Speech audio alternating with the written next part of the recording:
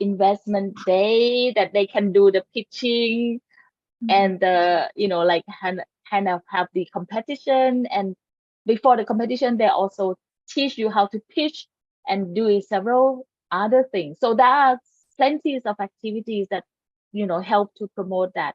But then I think it's, in the end of the day, I think it's important to look at the technologies, if it's really scalable, if it's really commercially available. And I think our role as the researcher are very important. And I think we need to evaluate our own technology very well and work closely to the commercially, commercially, I don't know, oriented people, so they know what. I think it's similar to what Dr. Hidayat just mentioned, that need to work closely with the industry to know their minds, to know what they need, and then technology and this connected. But of course, the platform government need to support. But as a researcher, you need to have a very good technology and commercial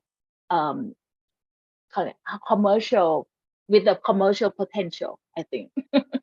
Sorry, I might not answer very quickly, but this is my idea. Yes. Yeah. Thank you very much, Dr. Lily. Yeah, we also in BRIN, we try to work close together with industry. We open the facilities, research facility for all of the people. But it's, as you mentioned, it's still really difficult to build the startup companies on a bio-based product. Yeah, thank you very much. Thank you. I still want to add that still, even about the startup, the coordinator is important. Sometimes you need person who understand both products and both business, and to help you with that, to follow through, to make sure that it's go to the end, like, and it succeed this goal. Otherwise, like, sometimes you will be in the situation where the researcher was told that, oh, okay, if you want to do this, you have to see this person, and then when you finish this, you have to see another person, and then you go to another person. It's like it never ends, and then the researchers just give up, because they said it's better to just go back and publish, right? So I think it's important to curate or develop those coordinators.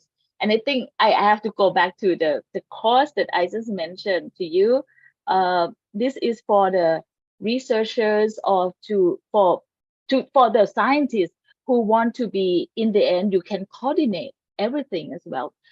So this ASEAN researcher program, I encourage you all to look at it, and maybe encourage your young scientists in your lab to apply, because there is an age limit. It's like 35, so not more than 35. So please encourage your younger generation to look into this course, and maybe you can be trained to be, not just a researcher, but you can be coordinating many important projects as well. Thank you. Thank you very much. Yeah. Thank you very much, Dr. Lily. So actually the keyword is one person who can facilitate, right? Both of the science and also management and business. Okay, have a great day, Dr. Lily. Thank you so much. Thank you. Have a great day, everyone. So we would like to continue for our plenary session.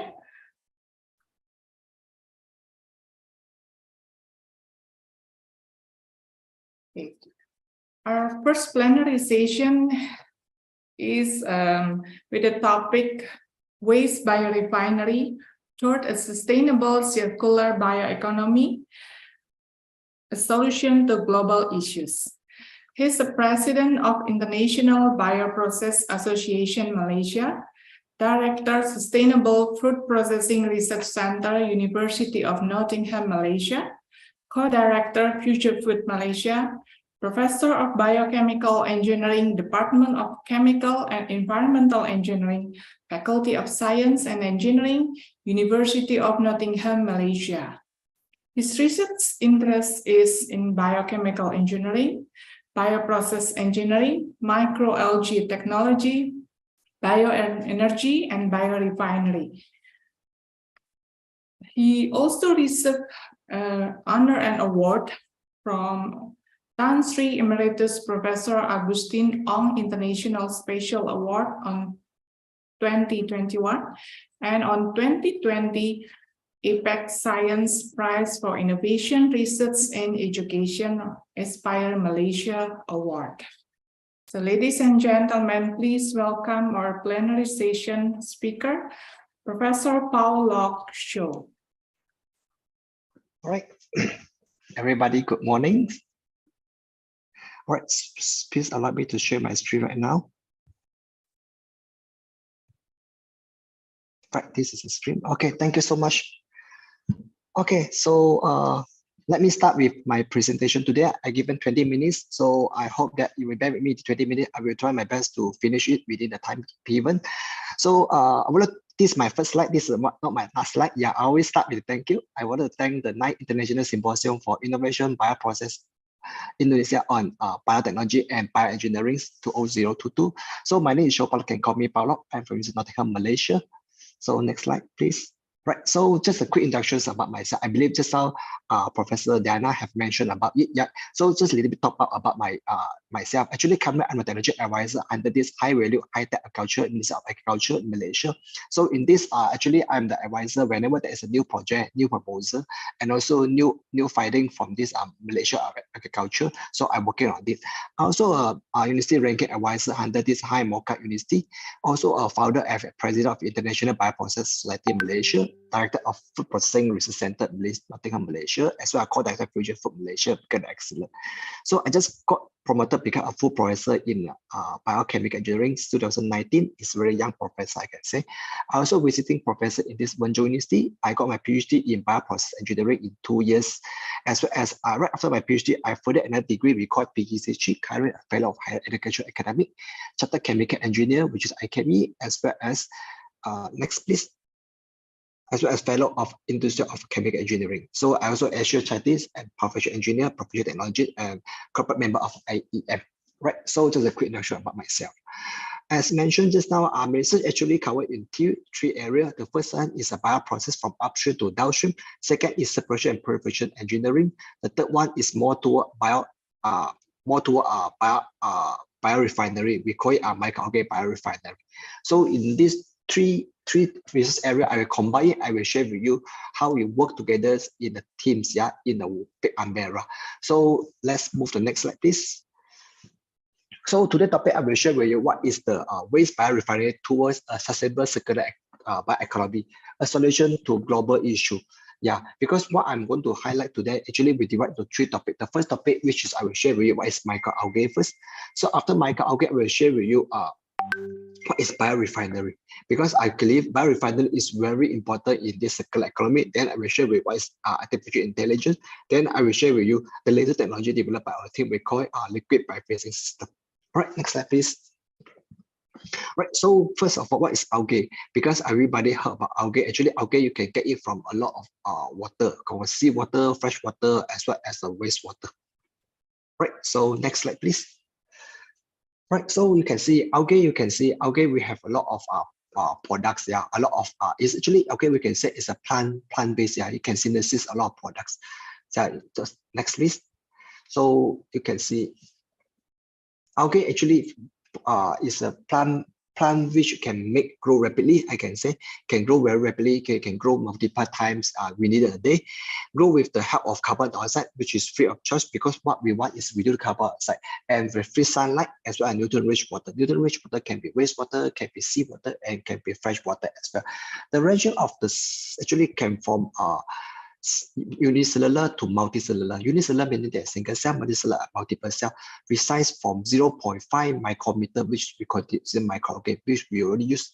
We cannot see using our naked eyes, we only can see by our microscope. While like a macroalgae, which is big algae, which can long as big as 100 meter, we call macroalgae. In layman term, we call seaweed. Right, next slide, please. Right, so this is the composition of microalgae. So you can see we have required sunlight, which is free of charge. We have available better of sunlight, yeah, especially in the area Indonesia as well in Malaysia. Water can be wastewater, fresh water, and seawater. Inorganic carbon, which is carbon dioxide, and also NPK, which is nitrogen, phosphorus, and potassium. So the main composition in microalgae divide into three. The first one is a carbohydrate, which can have a lot of byproduct. As an example, we have bioethanol, bioprotanol, bioplastic, which is a product can get from microalgae. While protein is the main protein, I believe you heard about spirulina, right? Spirulina actually is a microalgae, which can produce a lot of protein. Can make in animal feed, can make in the biofertilizer, human nutrients. While for lipid, you can make a lot of biofuel, yeah, example biodiesel and nutraceuticals. Right, so next please. So we cannot forget also that is a very minor things compound available in this microalgae, example vitamin, mineral, pigment, and also polyunsaturated fatty acids. So this actually very important. Why I say so, because all this, right, you cannot get in most of the animal, the food that we eat, but you can get it from microalgae. Right, so next slide, please. Right, this is a short video. I'm not sure you're able to see it or not. Try to play it. You're able to play the short video here.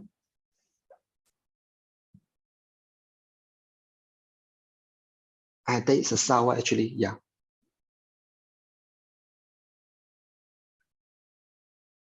There's the audio. Can you play the audio as well?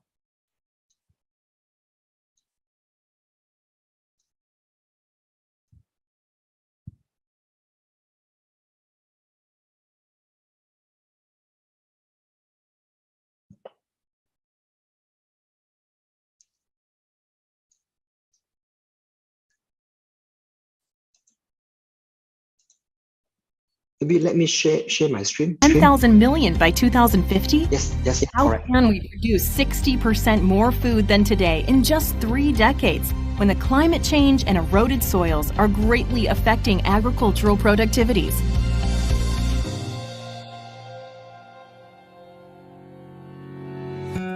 With this critical scenario, we need to find innovative solutions to help us tackle the problems. In this context, microalgae have real potential to contribute towards the sustainable development. But what do you really know about microalgae? Microalgae are microorganisms that first appeared on Earth around 3,000 millions of years ago and created the atmosphere as we know it today. They are the first organisms that performed oxygenic photosynthesis and are therefore the origin of all known plant-based life. They are the reason why we have oxygen on Earth. And still today, microalgae living in the oceans provide us with more than half of the oxygen we have. Also known as phytoplankton, they are the first link in the aquatic food chain.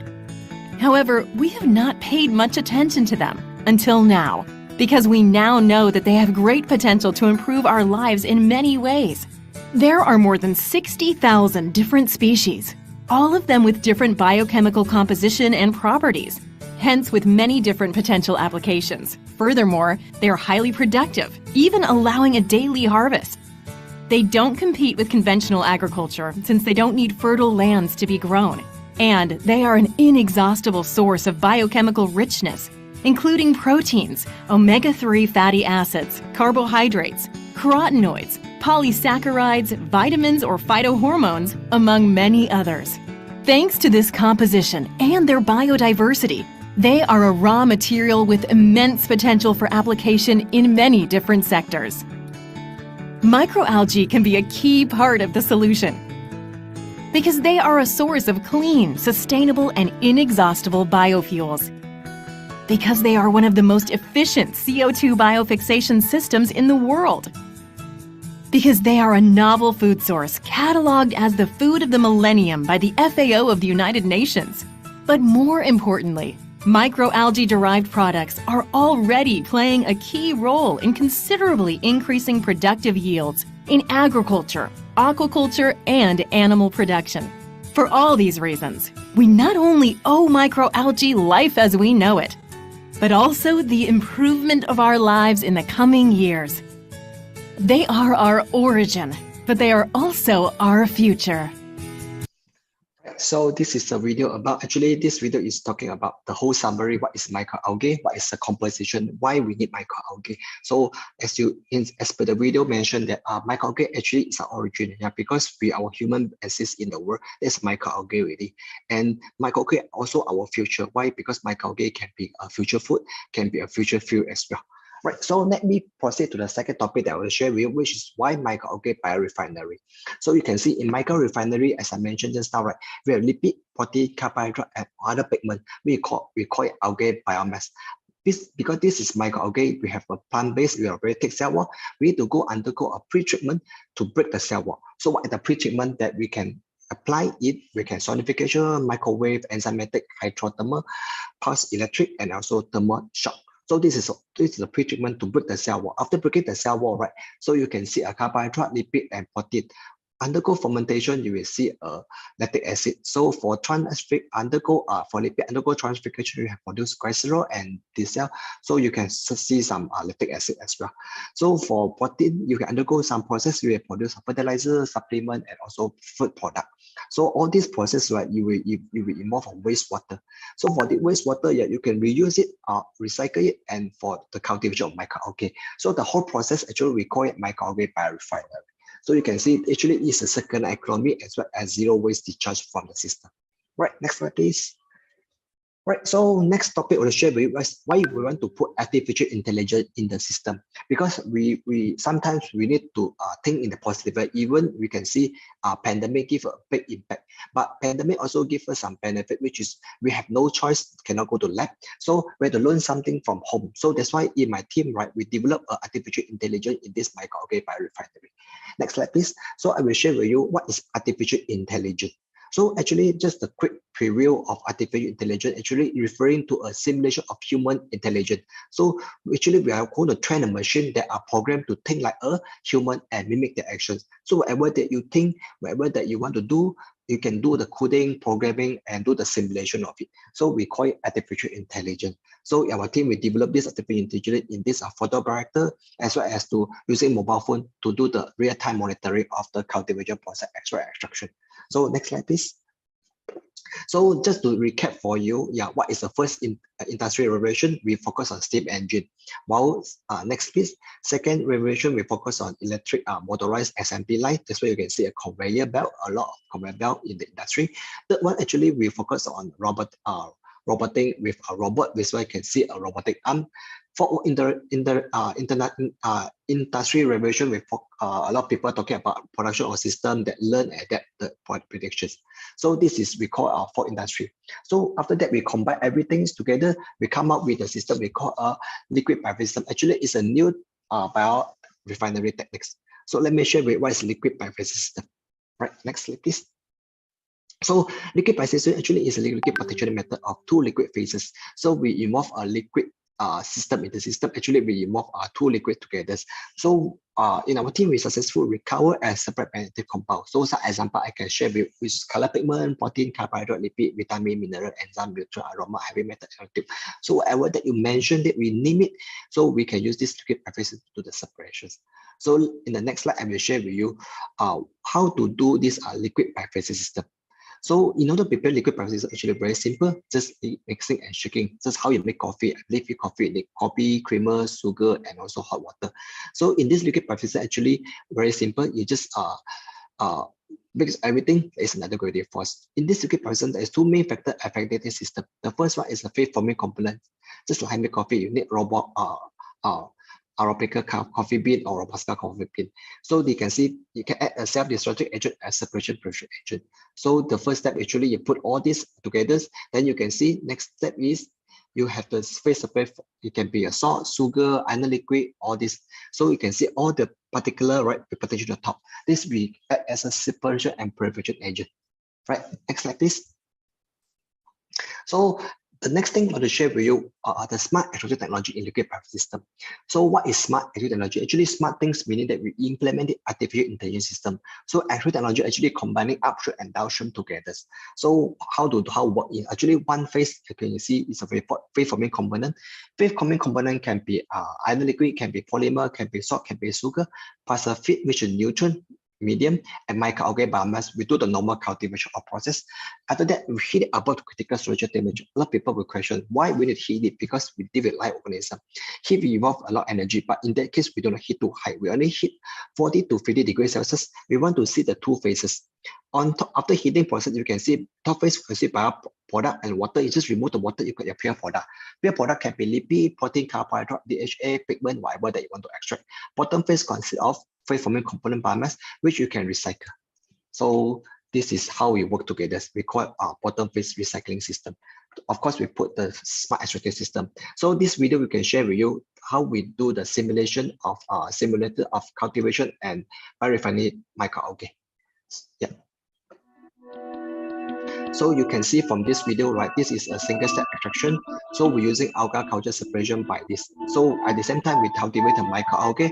At the same time, we do the extraction of microalgae peptide compound from microalgae. So you can see after the harvesting system, we heat it above the critical solution temperature.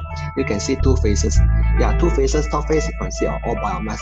All right. So after that, after the critical solution temperature, right? So maybe 40 to 50 degrees Celsius, you see the two phases. On the biomass, we break the cell wall and we will partitioning to the bottom phase. So on top of it, right, you can see a thin layer of oil. Bottom phase, you can see a water. And this one is a biomass used to recycle. Yeah, why we claim it as smart? Because we put some sensor and we can put a Wi-Fi. This one we can monitor using our handphone. So time to time we can see the concentration of the biomass, concentration of water, and concentration of our oil layer on top. So this is why we claim it as a smart technology. Yeah, this method we already patented and we use it in mining industry. So let's proceed with waste biorefinery toward a sustainable circular economy, a solution to global issue or not. Yeah, actually, yes, I can say we need to have a right combination at the right time in the right place. Yeah, because a lot of things happen around there. So I think this is our new book. I can just want to share with you. Actually, starting from 2019, we think that application is not enough to reach a wider audience. That's why we come up with a books. So first book we produce, we call bioprocess engineering. Second book is that we have is liquid biopsy system that I will share with you. The third book actually we produce the prospect of Industry 5.0 in binary manufacturing. So you can have a look. I think the latest book that we produced this year, we call it Microalgae for Environmental Biotechnology. So this is the latest book that we produced. Actually, you can check the book in most of the bookstore and also Google Book already. Right, next slide, please. All right. So this is the next slide. I think this next slide is a lot of information, to share with you our website, as well as to keep in touch. I believe some of you may be shy to ask questions now, so you can text me or email me anytime that you want. Right. So this is my WhatsApp, my Facebook, my Talk, and my Zalo, and my WeChat as well. So this is my website. So thank you so much. Thank you very much, Professor Shaw, on very interesting presentation on how beneficial of biorefinery of microalgae, with the emphasis on novel purification and separation using liquid bioplastic systems or circular bioeconomy.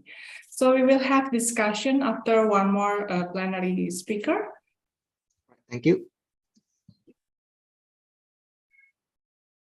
Okay, let's continue to the second plenary session. Our speaker for the second plenary session is Dr. Tony Hadibarata. He's an associate professor from Faculty of Engineering and Science, Curtin University, Malaysia, and also a young professor on Center for Coastal Disaster Mitigation and Rehabilitation Studies, Faculty of Fisheries and Marine Science, University of Diponegoro, Indonesia. He obtained PhD and master degree in environmental chemistry and microbiology from Ehime University, Japan, and Bachelor of Science from University of Mula Warman, Indonesia. His research interests in environmental chemistry, environmental microbiology, environmental engineering, bioremediation of toxic pollutants, water and wastewater treatment, and also in microbial enzyme with H index 37. Please welcome our plenary speaker, Dr. Tony Hadibarata. Very good morning. Hello, can you hear me? Hello? Yeah. Okay, yeah. Okay, so very good mornings, everyone. So today I would like to share my research about recent advance on biodegradations and bioremediations of emerging pollutants. Next slide, please. Okay. This is all about waters. In Malaysia, the situation is 90% of water supply in Malaysia is came from the rivers. Unfortunately, the pollutions of river is increasing. So until now, I have the data until 2019, still 10 polluted rivers as well as 49 slightly polluted rivers. So the pollutions is came from the point source, from the sewage treatment plants, manufacturing, agro-based industry, as well as from non-point source from the agricultural activity, plantation, and surface runoff. Next, please. Okay. The problems in the wastewater treatment system in Malaysia is only effective for the conventional pollutant, as well as the BOD, COD, THS, and so on and so on. But there is no parameters effective for the emerging contaminants removals, as we seen from the tables. Most of them still showing low removings for the emerging contaminant. So it is very important to create the effective treatments, especially for the emerging contaminants. Next, please. Okay, the emerging contaminant is the pollutant. Actually, the pollutants has been detected in the water bodies. But the problem is there is no regulations, no regulation, no policy, or no environmental laws to manage or to arrange about this kind of pollutants. So in this study, I will focusing on the pH, polycyclic aromatic hydrocarbons, as well as the microplastics. If you check the publication of these two emerging contaminants, increasing year by year. Next, please. Okay, so we start from the biodiversity in Southeast Asia. As we know that Southeast Asia or ASEAN regions is having a highest biodiversity, including the non-wood product. We are focusing later in the non-wood products. So until 2015, 206.5 million hectares of forest cover Southeast Asia, but currently the problem is the deforestation, increasing year by year. Here the data, we can see the data that increasing of deforestation from 2001 until 2016, as well as the increasing of the productions forest. Next, please. Okay, this is the Sarawak. Sarawak is 37% of Malaysian regions, consisting 800,000 of protected areas, national parks, wildlife, nature reserve, and currently Sarawak has 15 national parks and open to visitor as the tourist destination in Sarawak. Okay, so here we focusing on the mushroom, the mushrooms that we want to utilize. Next, please. Okay, this is the utilization of mushrooms in biotechnology for biopulpings, for the brewings and the reproduction, as well as the fermentations. But in this study, I would like to focus on the environmental management, environmental managements. Utilize some enzymes extracted from the mushrooms, such as the lactase, the phenolxidase, lipase, peroxidase, and phytase. Next, please. Okay, maybe this is everybody already know, but the type of wood decay fungi. We have three types of fungi: white roots, brown root, and soft-root that why we use this fungi, because the similarity of the lignin, because the fungi, the component of woods can be degraded by the fungi.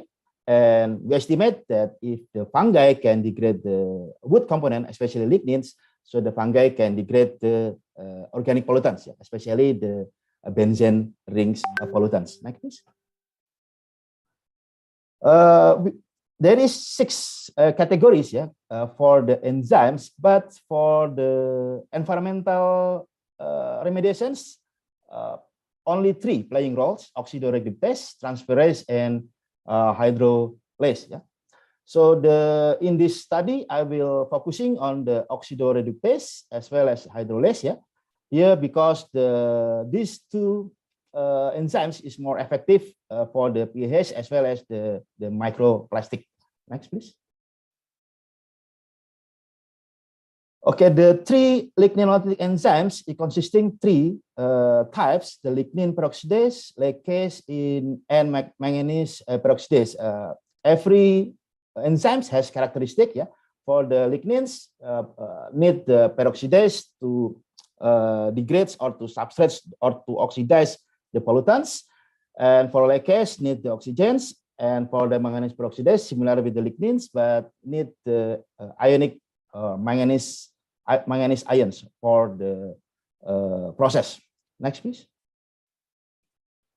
And the lacase is one of the powerful enzymes due to the effectivity for degradations various pollutants, including the emerging contaminants. So there is 2 types of oxidations. First is direct without any addition of mediators, and the second is indirect with the additions of mediators. Of course, the 2 types oxidations can degrade the pollutants, but mediators increasing the times and the process for transformations. Next, please. Okay, we are starting from the pH. We start from the beginnings, the screenings of the mushroom. So I collect egg hundreds for Basidiomycetes from several national park in Sarawak, Piasau, Lambir, Nia, Simalajo, and Baku. And these various forests, representing the hill mountainous tropical forest, the wetland forest, as well as the swamp forest. So the fungi is isolated using the agar mediums, and we check the effectivity or the resistances in 4 indicators. We use the poly R47H, Remazole beryllium blue R, guaiacol, as well as the sinyal dazin. You can see that structure of this indicator is similar with the structure of the emerging contaminant. And then we screen based on the growing as well as the decolorization, and we identify the names of the fungi. Next, please. Okay, this is some of the pictures that collected from the forest. We collect 459 species during the wet seasons and 345 species during the dry season. So 62% is belong to the saprophytic fungi, and as well as the edible 38%, as well as the inedible. Next, please. So the identifications of the fungi was conducted by microscopic, by observing, touching, smelling, testing, microscopics by the measure the size and shape of the spore as well as the arrangement of the spores, and the finals, the molecular identifications by sequencing of PCR amplified part of the 18S RNA with the universal primer. Next, please. And the degradations process conducted like this. This is the flow. The flow of the experiments. First, the media preparations, and then culturing, incubation for several days, extraction using several solvent combination, including the separations using the column chromatography, And for the enzymes productions was identified or with the UV fish spectrophotometers with some substrates. For the detection of the metabolites is checking using the GCMS, GCMS the finals, but we have to check also the melting points, the UV fish as well as the TLC. And then we compare the results of the sample with the standards in the GCMS, or we can compare with the synthesis if we don't have the compounds, also checking in the library of the GCMS. Next, please. Okay, this is the mechanisms. The mechanisms, if the mycelia grow, they will produce the enzyme. There is the enzymes. The enzymes will extract to the liquid culture, and liquid culture will oxidize the pollutants, the pollutants in the liquid mediums, and convert it into the simple structure of chemical. And if the simple structure is composed, the compound will be absorbed to the fungal body and degraded in the fungal body. So we compare the sample with the standards library as well as the synthesis using the UV fish, melting point, TLC, GCMS, and FTIR. Next, please. So we can see here that most of the pH, penantrans, anthracene, and pyrines, 3 rings and 4 rings pH was degraded, was degraded more than 60%. The question is the pollutants, or are the pollutants eliminated by biosources or by biotransformations? So we have to check letters. Next, please. Okay, here we can see that we found some metabolites, some metabolites from the penantrans, from the anthracenes, as well from the pyrene, and as well as the fungi that playing role in the degradations. We can see from the right columns. So we can conclude that the removal of the pH in the culture is conducted by the transformations process. Next, please. Okay, this is the pathway of the penantrans degradation. Basically, the most of the pH consisting the Bay regions and K region, and these regions, this both region is most active in compared with the other regions. So we can see here that the K regions was oxidized, by the enzymes to form depending acids, 1-hydroxy-2-nitric acids, hydroxybenzoic acid, as well as the pyrocatechol. The compounds in the brackets, between the bracket, was not identified in our culture. So this is confirming with the table previously, the table of the spectral analysis. Okay, next, please.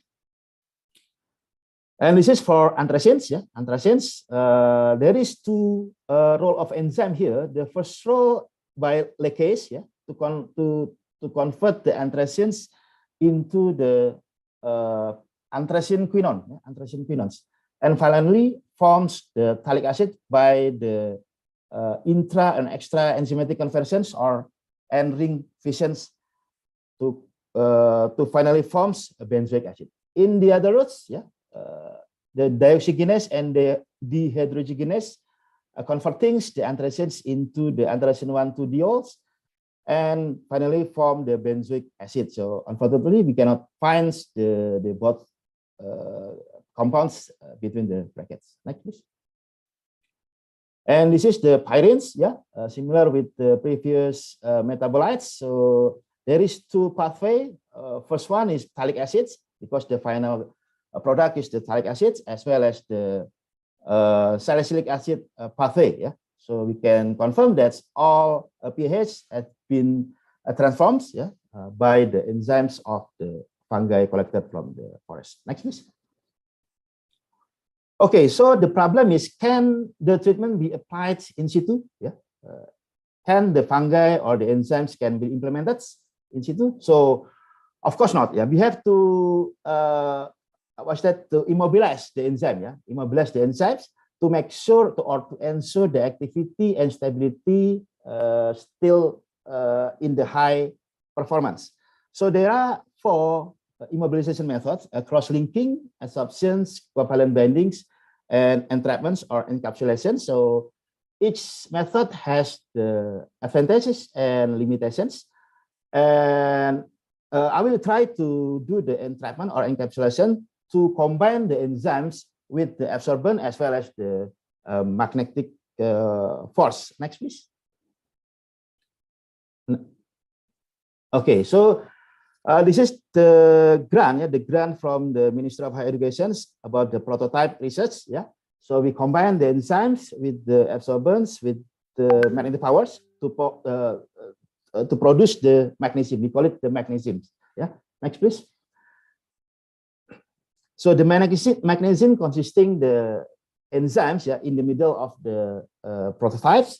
The outer layer is adsorbent from the lignolysis waste, and the magnetic core in the inside. So we can implement the prototypes in situ, especially in the liquid or aquatic environments. So for example, if there is a crude oil contamination, so we can spray the magnesiums there, and then we can eliminate the magnesiums using the magnetic force. Next, please. So how strong the magnesium to degrade the organic pollutants? So we can see here the magnesium only cannot be effective only in the soil, because mainly focusing on the aquatic environment. Okay, next, please. The other alternative method is using enzyme dispersion. So we combine the enzymes from the specific microbes, and then we combine with the aqueous enzymes and making formulation with the ionic liquid to perform the enzymatic dispersion. So the mechanism is similar with the magnesiums, but the shape of the prototype is liquid. So we can spray in the aquatic environments, and then we can convert or we can eliminate the crude oil or oil spills in on the sea. Next, please. Next, we are focusing on microplastics. As we know that the consumptions of the plastic in ASEAN increasing year by year. But we can see here the Malaysia is highest in the ASEAN country, 16.78 kilogram per capita. Per capita. Next, please. So in order to this reason, we want to check the occurrence of the microplastics in some river in Sarawak, as well as in the commercial marine fish in some market in Miri. So we check 3 rivers. 3 rivers which we collect the water and sediments, as well as the 5 fish from markets: skipjack tuna, mackerel, sea catfish, shrimp, bivalve. Each sample 2 kilograms per market. Okay, next, please. This is the mechanisms how to analyze the water sample, the sediment sample, and commercial fish. In this study, we just only check the shape, size, and color of microplastic, as well as the functional groups. We didn't check until the mass concentrations, because we need the advanced equipments, and we don't have the equipments at the time. Next, please. So here the study, 3 rivers: Baram rivers, Miri rivers, and Nia rivers. If we compare with the other rivers in ASEAN, Indonesia and Thailand, yes, quite similar. We can compare similar. But if we check with other regions, so some rivers showing higher than the Barams, Miri, and Nia rivers. Next, please. And for the commercial marine fish, you can see that varies from the 11 items per kilograms until 20 items per kilogram. So we can compare with the other fish here. Some of them showing the high occurrence. For example, like yellowfin tuna, 5 per gram. This is per gram, not per kilograms. So if we convert to kilogram, maybe more than 500 or 5,000. Yeah. Okay, next please. Okay, this is the situations in the Baram River. Yeah, Baram River. We can see the construction of the microplastics in the Baram rivers. Yeah, fiber, pellets, fragments, films, and foam. Fragments showing the highest. Yeah, compared with the other shape of microplastics. Next, please. For size, yeah, for size, we can see here the smallest size, yeah, 300 until 1,000 micrometer, showing the highest, yeah, because maybe the degradation or the deteriorations of the microplastics happens during the process of secreting, yeah, or extracting in the river. Next, please. And for the color, you can see the blacks and blue showing the highest, yeah, for the occurrence of microplastic in Baram rivers. Next, please. And for the Miri rivers and Niha river, this is the configurations. I will not explain in detail, but yeah, this is the configurations for the size, the color, and the, yeah, okay. This is the occurrence of microplastic in fish, yeah, in fish, in commercial fish. You can see here the configuration of color, and then the fragments or types, as well as the size. Yeah, next, please. This is the picture, yeah, the picture that we found from the water sediments, as well as from the commercial fish. Yeah, you can see here. Yeah. Next, please. Okay, yeah, this is the when we check the microplastics in the FTIR. So you found that the types of microplastics belong to the polyethylenes, yeah, polyethylenes, and then the polypropylenes, polyurethanes, as well as the ethylene phenyl acetates, ethylene propylene monomer, as well as the butyl bromide. So we check based on the stretchings of the carbon and hydrogens, as well as the bending of carbon and hydrogens bond. So basically, when we check again in the sample of the fish, mostly PE, yeah, PE is showing the highest concentrations of microplastic. Okay, next please. Okay, yeah, this is the mechanisms of screening, same with the previous one, yeah. Dr. Tony, 1 more minute, please. Okay, yeah. Okay, so this is the mechanism similar with the previous one. So, but the indicator is changing with the polyethylene, yeah, polyethylene. So we can find, or we found that the aspergillus integer is the strongest, yeah, showing 92% in 35 days, yeah. And when we check the enzymes, showing the cutinases, hydrolase, and esterase is showing the highest performance for the enzyme. Next, please. Okay, this is the mechanisms of degradation. Yeah, the degradations, enzymes is attached to the surface of the polymers. Yeah, and then the depolymerization happens, biofragmentation happens, become to monomers, and then the monomer will be adsorbed to the cell, yeah, the internal cell, and internal cell will convert the monomers into the energy and the CO2, H2O, and or CS4 if the mechanisms of anaerobic. Next, please. Yeah. When we compare with other, when we compare with the other microbes, yeah, aspergillus is showing the highest, yeah. But the problem is this is only for PE. We don't know for PP, PS, and PVC, yeah, as well as the metabolite of microplastics and the impact of aquaculture on microplastic contamination. So for the next, we will try to investigate these problems. Next, please. Next, please.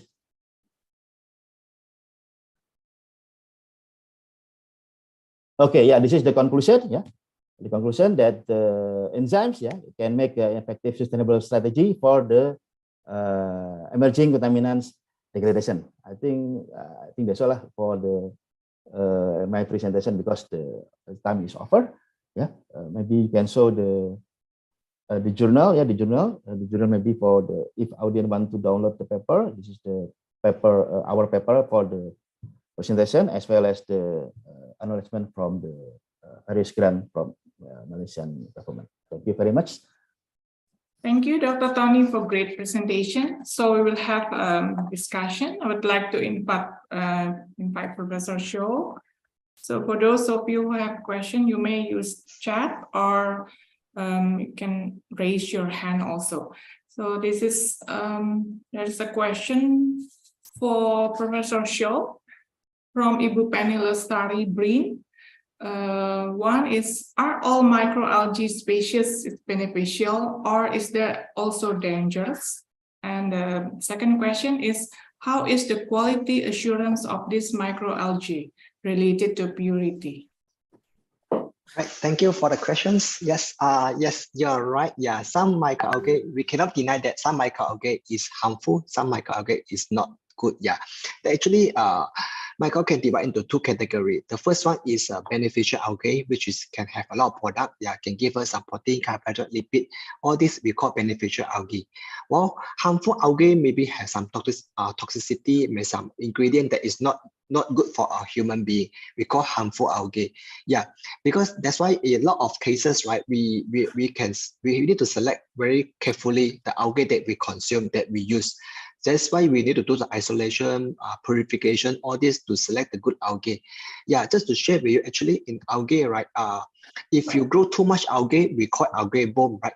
It's not good, as we can consider it as a harmful algae as well. So that's why it's a good and harmful algae, right? For your second question, actually, is relating to the purity, right?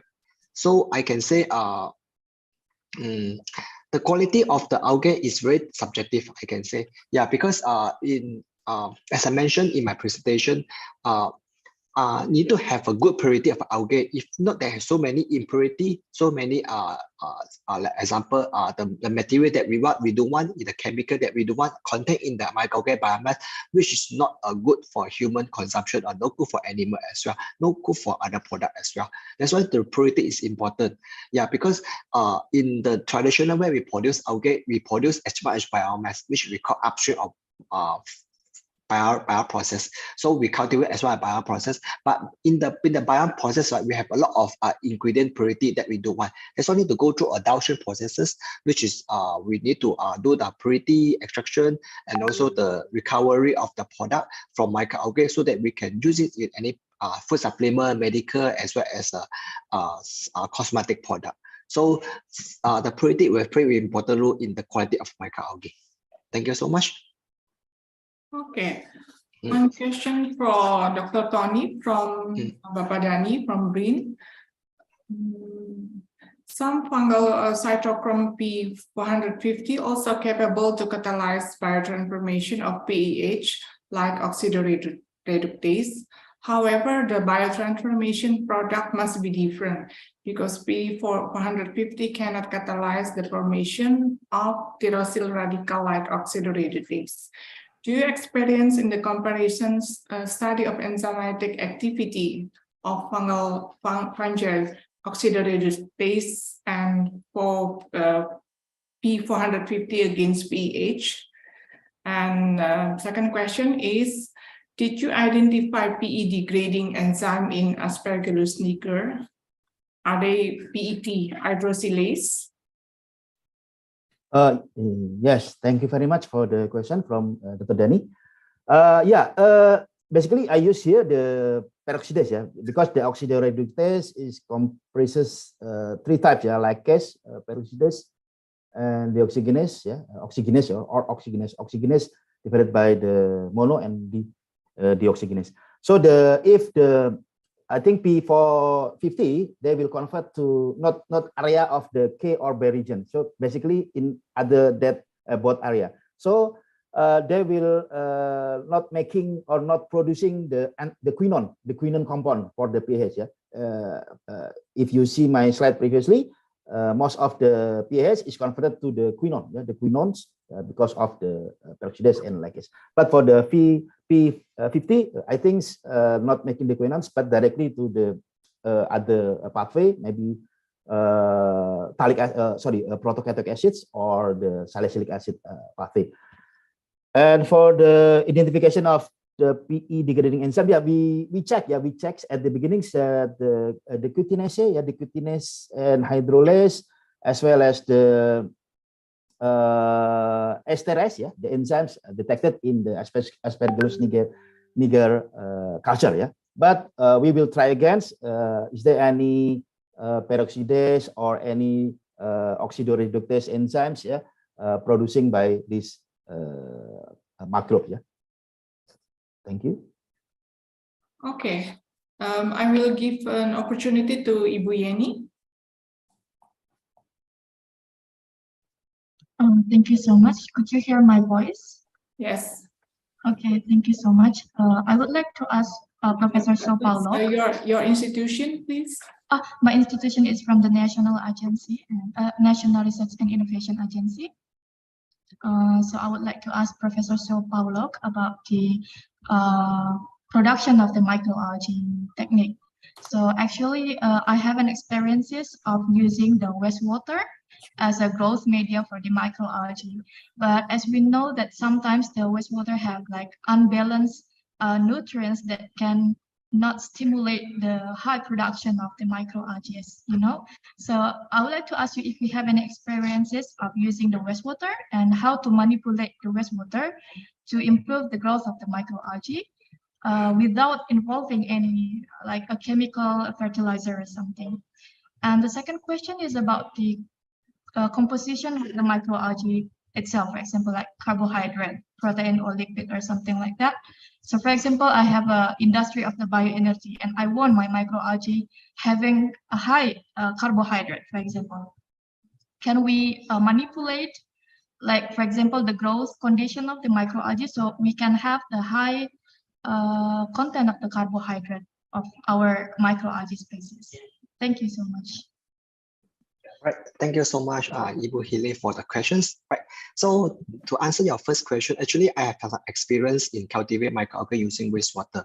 So what I'm trying to do actually in Malaysia, because Malaysia we have a lot of palm oil mill and float, we call it pomade, the wastewater from palm oil mill. So we cultivate because we have 4 ponds in the pomade. So we normally not dare to use the first pond because first pond is very concentrated, highly viscous, and the pH is very extreme. So what we do is we use the second, third, and fourth one to cultivate microalgae. The reason that we use third, fourth, and the fourth one, right? Because we think that the ingredient, the nutrient inside is suitable to grow microalgae. So in order to answer your question, actually, what we do in our lab first, actually we characterize the wastewater conditions, right? Whether it's suitable to cultivate certain type of microalgae. Because, like example, chlorella, spirulina, different type of microalgae, right? They need different of nutrient.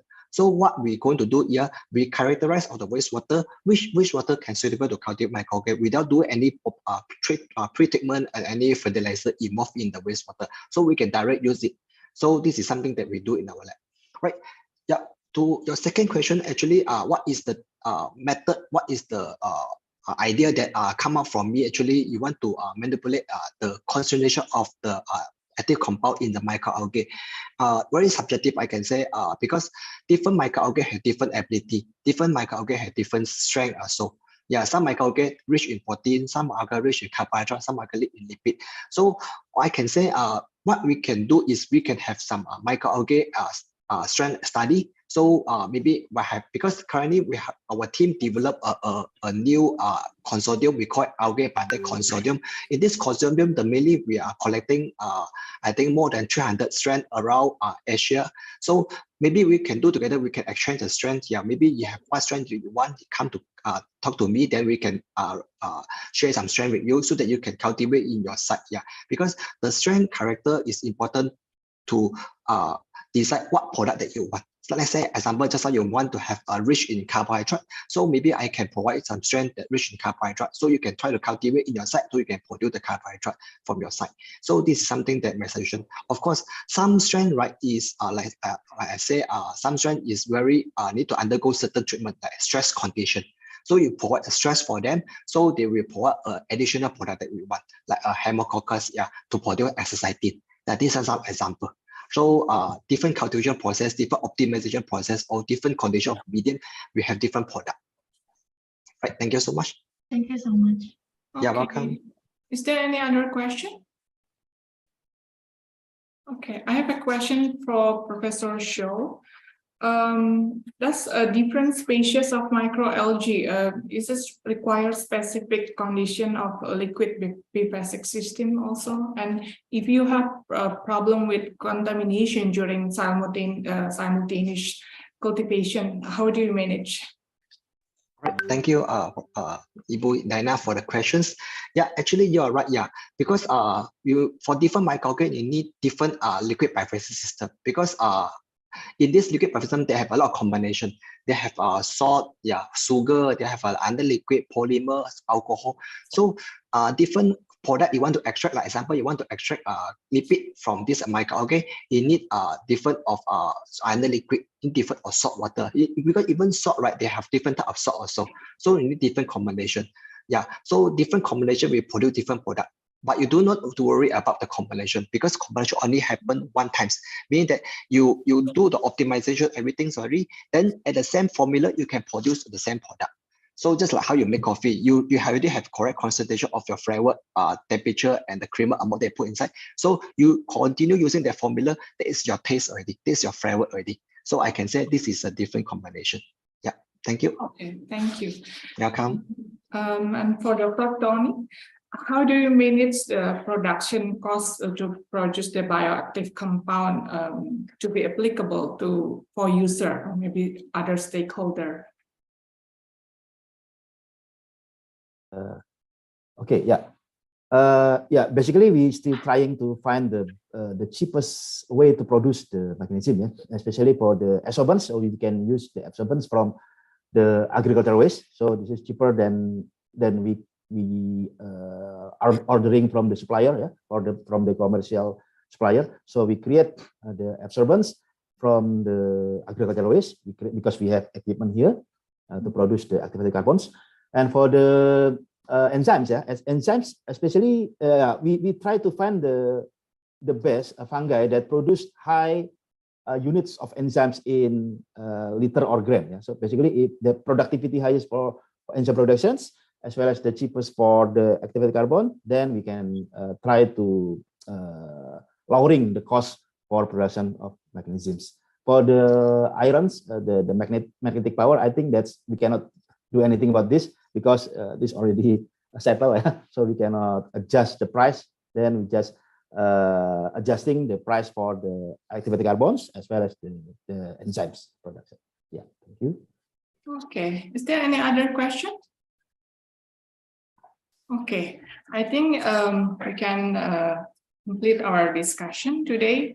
And I would like to conclude that it is important to develop a novel method or explore novel organism in the context to support sustainable development goal and strengthening circular bioeconomy and also green economy. Thank you very much for Dr. Tony and Professor Shaw. Have a great day, everyone. And I would like to let the MC to lead for the next session. Yeah, thank you so much. Thank you very much, Prof. Diana. Thank you, Prof. Thank you. So nice to meet you, Tony. Yeah. Bye-bye. Thank you to all speakers for the material given. Also, thank you for the moderator to lead the sessions. Following to the next agenda, we will have the parallel sessions consisting of 6 rooms with different topics. Allow me to read for each room. The first room will be bioresources and biodiversity. The second room will be nutraceutical and natural products. Room 3 will be biotechnology and bioinformatics. Room 4 will be medical sciences. Room 5, agricultural and forestry. And room 6 will be environmental and sustainability. Ladies and gentlemen, each of room will be led by moderators, and please kindly choose the room based on your interest by clicking the breakout room feature in your Zoom meeting. Thank you.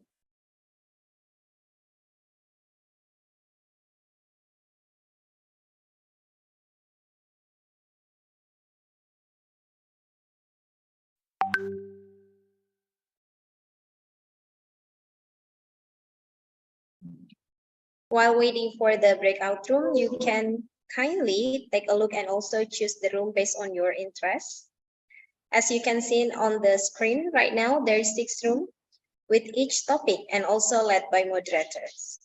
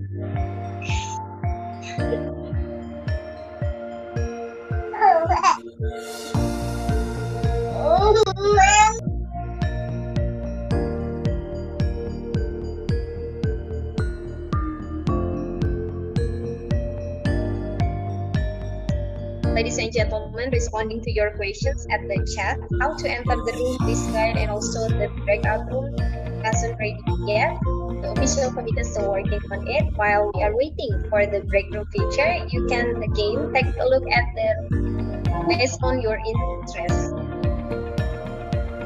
Please kindly. Thank you.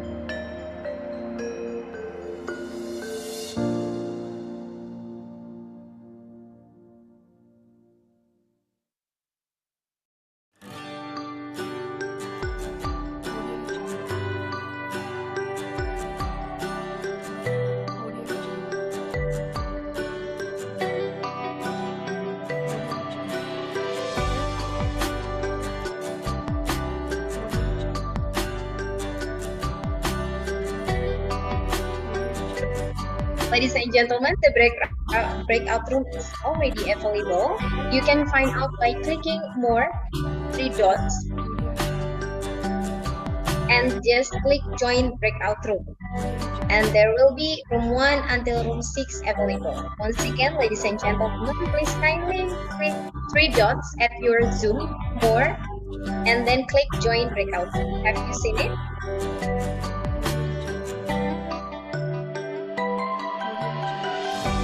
Again, ladies and gentlemen, you can click at more feature, 3 dots at your Zoom, feature more, and then there's a join breakout room feature there. You can clicking join breakout room and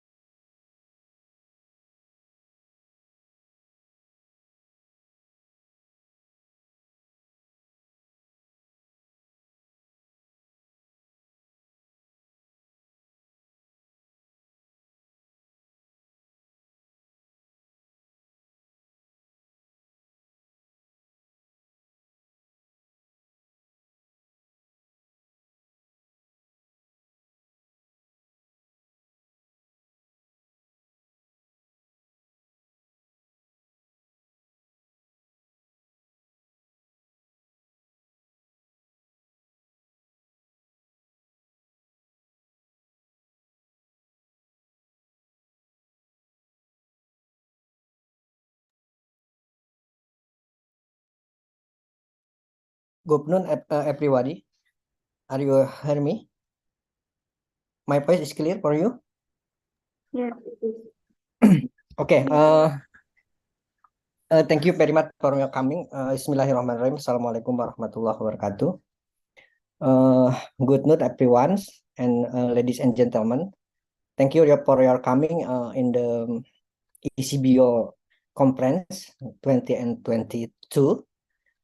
In this conference, we will deliver some topic related to the strengthen bioeconomic applied biotechnology, bioengineering and biodiversity. Now we are in room 5. It's special. We'll talk about agriculture and forestry. So in this room, I would like to be a moderator in the sections. I am Asep Hidayat. I'm I'm researcher from research center from Applied Microbiology, a research organization for life science and environmental, natural research and innovation agency BRIN. So first of all, I would like to inform all of you that in this room we'll talk about the agriculture and the forestry.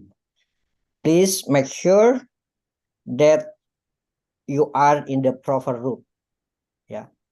And then before we start from the presentations, we will like to separate information to all of you. And then first, please make sure that your ID is proper according to information given from the committee. And second, please unmute your voice during the presentation. And then third, I would like to inform all of you that the presentations will deliver by recording of your videos. And then each presenter will have around 10 minutes. And then if over than 10 minutes, I will stop the presentation and then I will move to another presenter. And then after all of the presenter finish, give the presentations. So I will open the question and answer. I hope it's not more than 20 minutes. Yeah. And then in the end of this conference, my B committee will announce the best presenter. So during the presenter give the explanation, maybe I will adjust or give evaluation of your presentation, including from the how you can deliver your presentation in the clearly, and also perform best language in the English, and also related to the understanding of your knowledge about your topic will be present. So I hope each presenter give or good presenter our presentation and make good preparation from the presentation. So before we start the presentation, I would like to check the presence of the presenter here, because just a presenter present in this room, I would like give the time for the presentation. So if another is not present here, maybe I will jump to the another presenter. Please unmute and say hello to me if your name I call. First is Ibu Siti Fatimah Said. Are you here? Okay, I'm here. Okay, thank you. And then second, Anissa Fitri. Are you here? Yes, hi, Pak. Okay, thank you. And third presenter is Safina Surya Hakim. Are you here? Ibu Safina, are you here? Okay. And then for presenter is Bapak Apri Pribadi. Are you here? Yes, I'm here, Mr. Asif. Okay, thank you. And then five, Ibu Kartika, are you here? Yes, I am. Yes, thank you. And then the last presenter is Ahmad Jailani. Are you here? Yes, I am. Okay, thank you. So all presenter might be is already in this room, excluding the Ibu Safina. I will call again. Ibu Safina, are you here? Ya, Kak. Okay, thank you, Ibu Safina. So all presenters is already in this room. So let's move to presentation section. So each presenter will have 10 minutes. I hope not more than 10 minutes. So I would like first give to the Ibu Siti Fadila Sahid from your presentation. Time for yours. Maybe some committee will will help me to show the video presentation.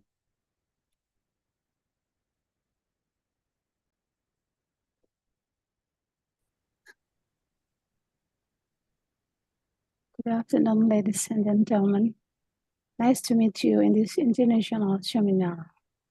In this occasion, I would like to present our paper with the title Micropropagation of Red Ginger, Zingiber officinale for rubrum, Chahiratu variety through in vitro culture. Let me introduce our team. I am Siti Fatima Sahid, Lindiana, Nurlela Melawati, and Nurliani Bermawi. And we are from Research Center for Horticultural and Estate Crops. As introduction, one of the potential spice and medicinal plants in the Zingiberaceae family is the red ginger. Red ginger is widely used as raw material for essential oil and herbal medicine. Red ginger is one of the type of ginger with more diverse medicinal properties.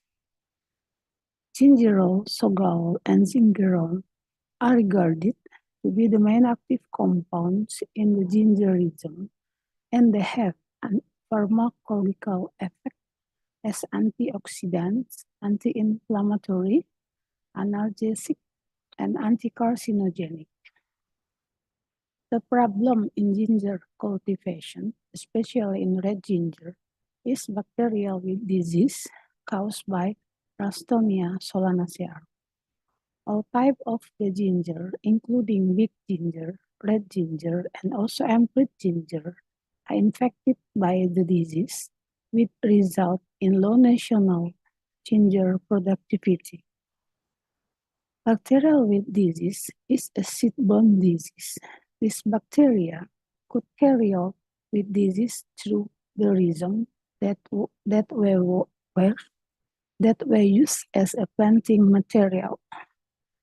Regardless of the fact of the rhizome appear healthy and show no symptoms, it can be challenging to obtain planting material that are uncontaminated by the bacteria. Up until now, no method can detect accurately bacteria on pre-symptom rhizome.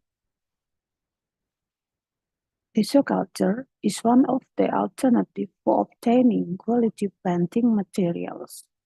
By using a small piece of the explants, we can genetically identical plant produce in a shorter time and without being affected by season.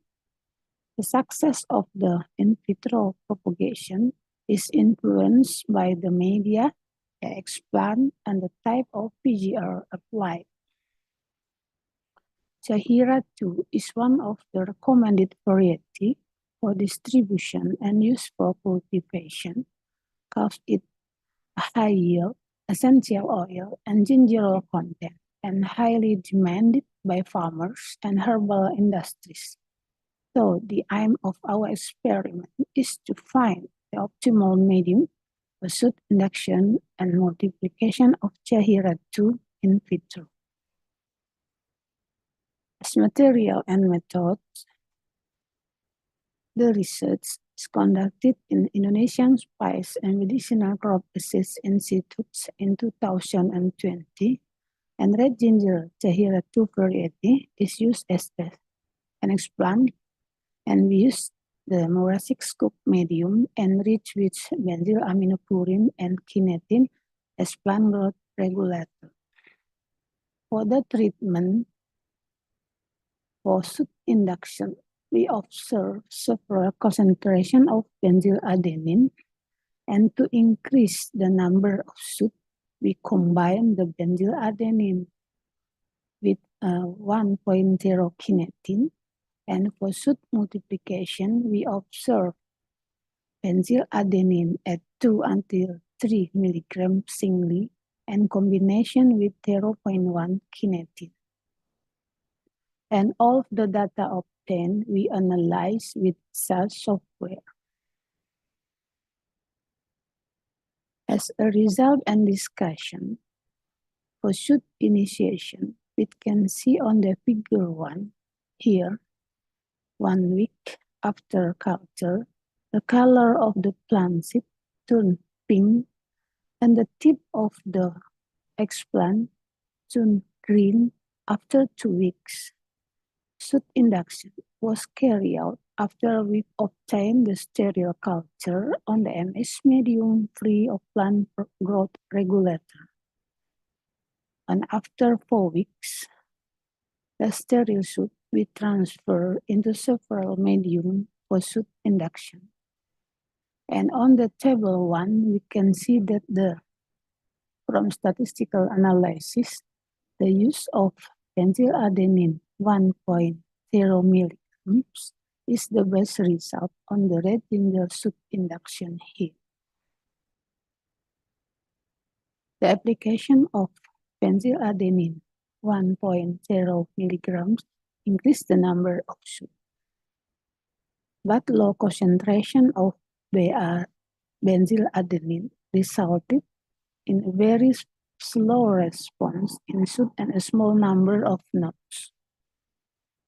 Considering the number of shoot obtained here is limited and the length of the node is also not optimal yet, we use further treatment by using the combination of benzyladenine and 0.1 kinetin.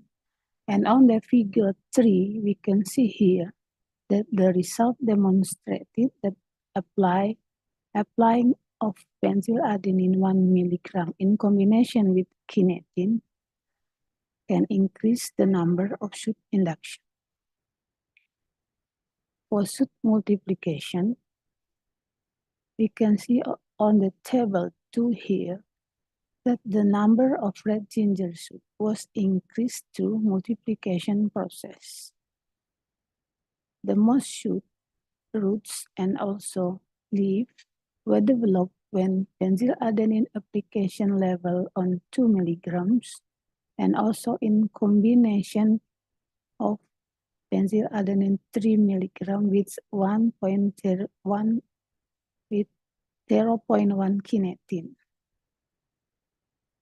The response of benzyladenine in the process of shoot multiplication differ on each explant in vitro.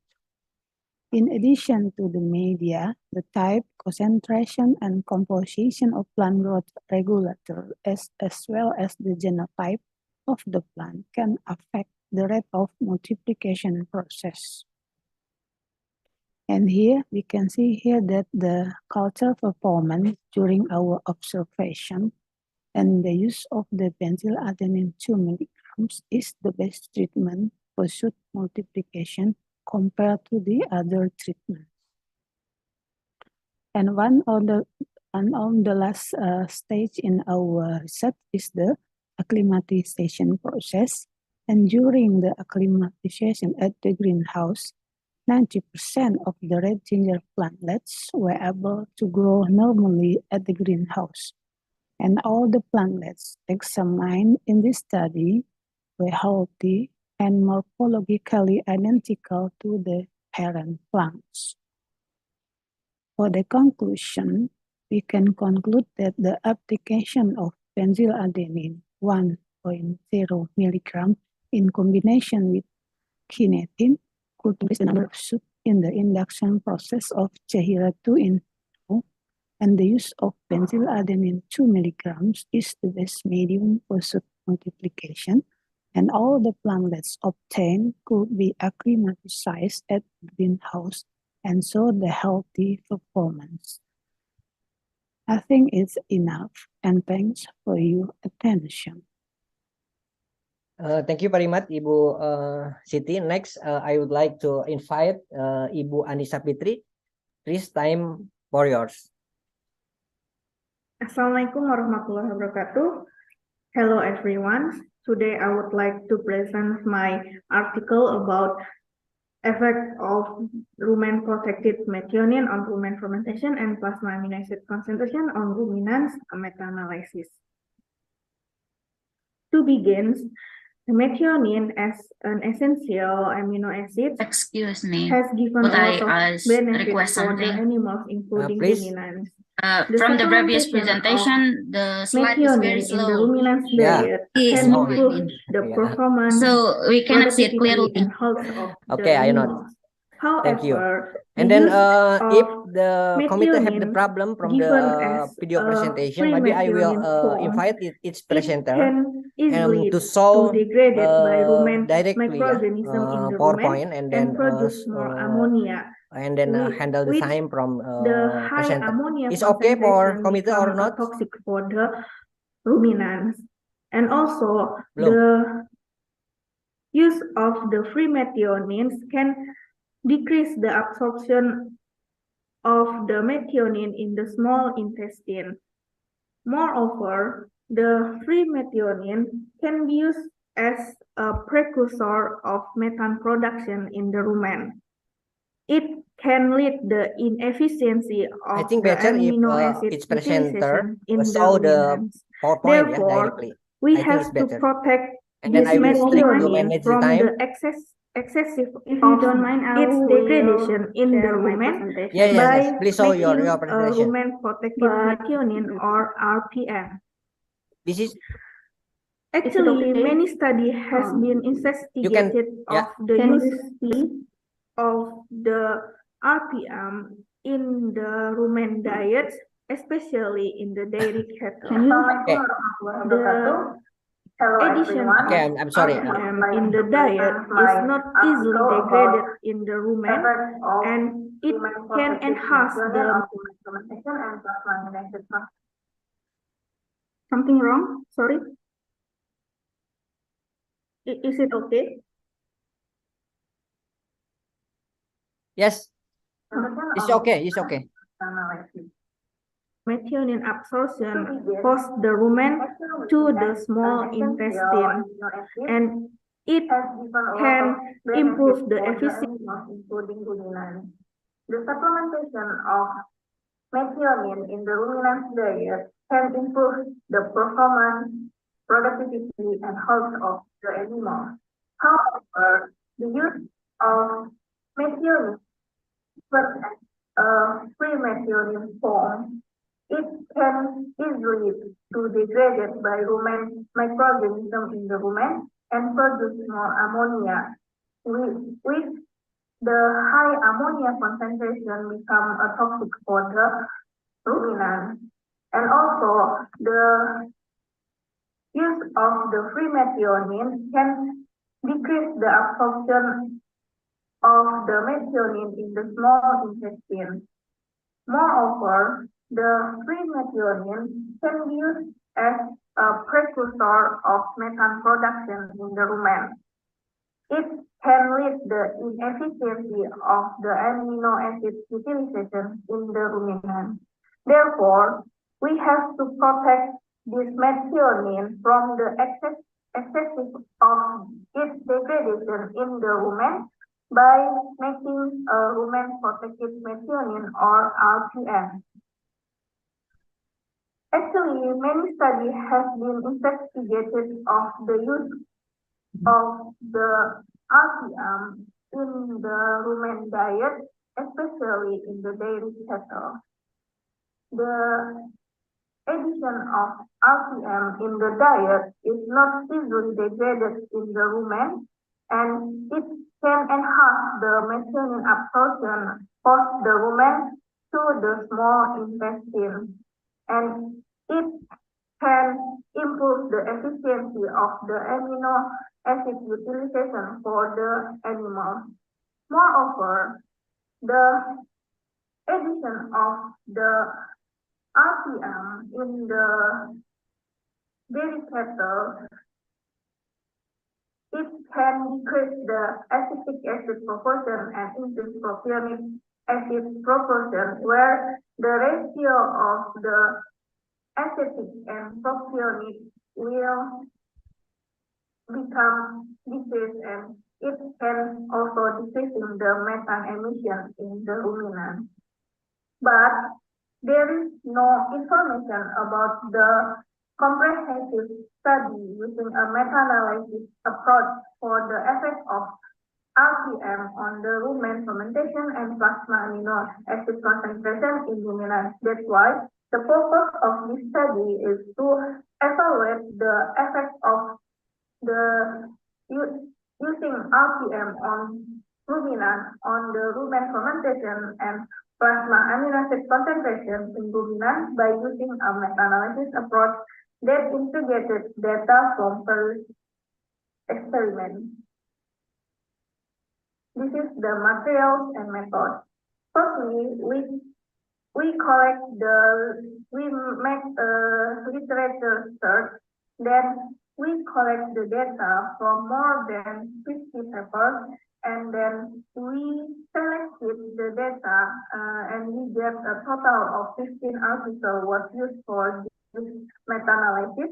After that, we made a database by inputting data to Excel and make a similar unit for the parameter used in this study. And then we did the statistic analysis by using a star software with the procedure. And this is the table of the studies included in the meta-analysis of the use of the RPM. As I mentioned before, we collected data from the 15 articles from the published article in the 2001 to the present. And for the results and discussion, this is the table of description of the complete database, including the intake, digestibility, rumen fermentation, and plasma amino acids in the rumen. And this is for the regression equation on the influence of the RPM level on the dry matter intake and digestibility, rumen fermentation, and plasma amino acids in the rumen. As you can see,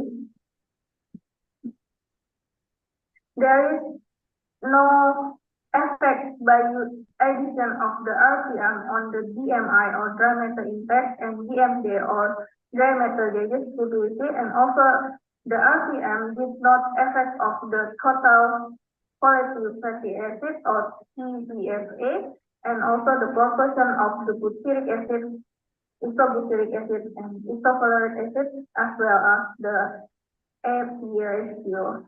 But the increasing of the RPM level on the ruminant diet can decrease ammonia concentration, decrease acetic acid, increase propionic acid, and increase valeric acid linearly. For the plasma amino acid concentration, as you can see, The increasing of the RPM in the ruminant diet, it can increase the methionine and homocysteine concentration in the plasma of ruminant, but did not affect on the cysteine concentration.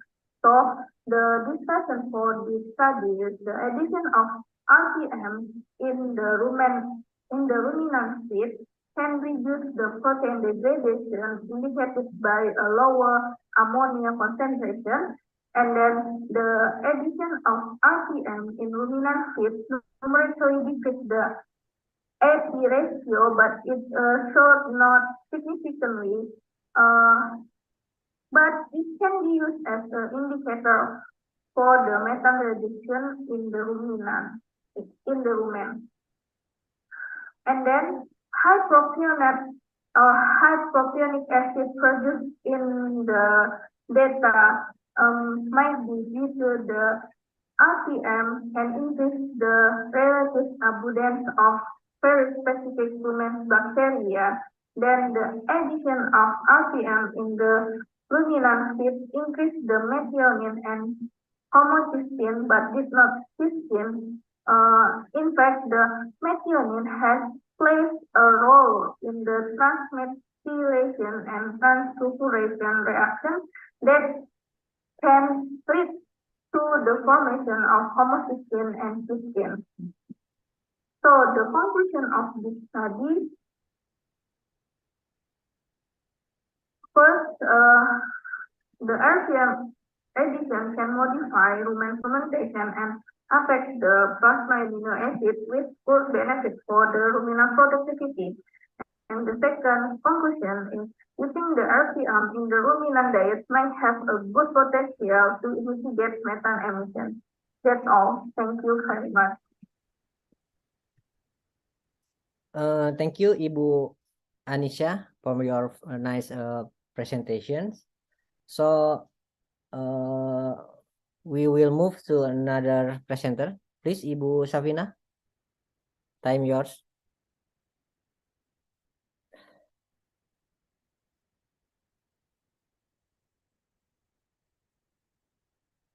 Here. Assalamualaikum warahmatullahi wabarakatuh. Good afternoon, everyone. Please introduce. My name is Safina Surya Hakim from the Applied Biotechnology Research Center, the National Research and Innovation Agency. In this moment, I would like to present my talk. The title is The Effect of Sterilization on the Growth and Mycorrhizal Concession of Merapat or Combretocarpus rotundatus. Here's I presented this research on behalf of my team, Bapak Purwanto Budi Santosa, Ibu Triwirayuwati, Bapak Maman Terjaman, and also Bapak Asep Hidayat. And here's the introduction. As we know, the tropical peatland have significant benefit for various aspects, and due to the importance of the peatland restoration activity has become Indonesian government priority activity. And to assess the success of restoration activity, mycorrhizal technology is often used. And also we know that many studies and also references show that the mycorrhiza can increase seedling growth in degraded peatland. And also we know that in many mycorrhizal applications in the laboratorium or in the field, the soil sterilization is commonly used in the practice and application. So regarding in this issue, we would like to design the answer this following questions. The first is, does the soil sterilization method, heating and autoclaving affect the seedling growth? And also, does the sterilization method affect the seedling mycorrhization or colonization? The next one is the method. Here, I briefly summarize the method of this study. In this study, we use merapat seedling that grew from the seed that we obtained from the Tumbang Nusa Research Forest in Central Kalimantan. The soil medium used in the study was peat soil, which taken from the upper layer from the surface to 20 centimeter depth in the area of Landasan Ulin, South Kalimantan. And the next, if we use the Arbuscula mycorrhiza fungi inoculum, we use Gigaspora species that we obtain from Microbiology Laboratory of Forest Research and Development Center in Bogor. And also the inoculum here, it consisted of spores, hyphae, and also the roots that colonized by Gigaspora species. And also we can also see here that there's also a table that show the application that we use in this study. In the total, there were 6 treatments that we use. Okay, and the data that we observe in this study is the plant growth response and plant biomass, the mycorrhizal root colonization, and also peak concentration analysis. Okay, we jump to the result. First, here's the result that show the plant growth response and plant biomass. According to this result, in general, it can be shown that the seedling with dry heating sterilization method have a lower dry weight, plant height, stem diameter, shoot and root biomass result. And here's also we can see from the table the analysis. This is the summary of the statistical analysis results. In general, we can also see that the plant growth, height, stem diameter, dry weight, and root biomass were affected by sterilization method. Okay, we also from the previous we also note that the seedling that grew in the dry heating medium show lower growth performance. So this was an indication that dry heating sterilization affected soil condition that can be caused by the change of its soil moisture. As we know that soil moisture is a key factor of plant for establishment and growth, for plant leaf phenology, and also it can use for determining plant interaction and also ecosystem succession.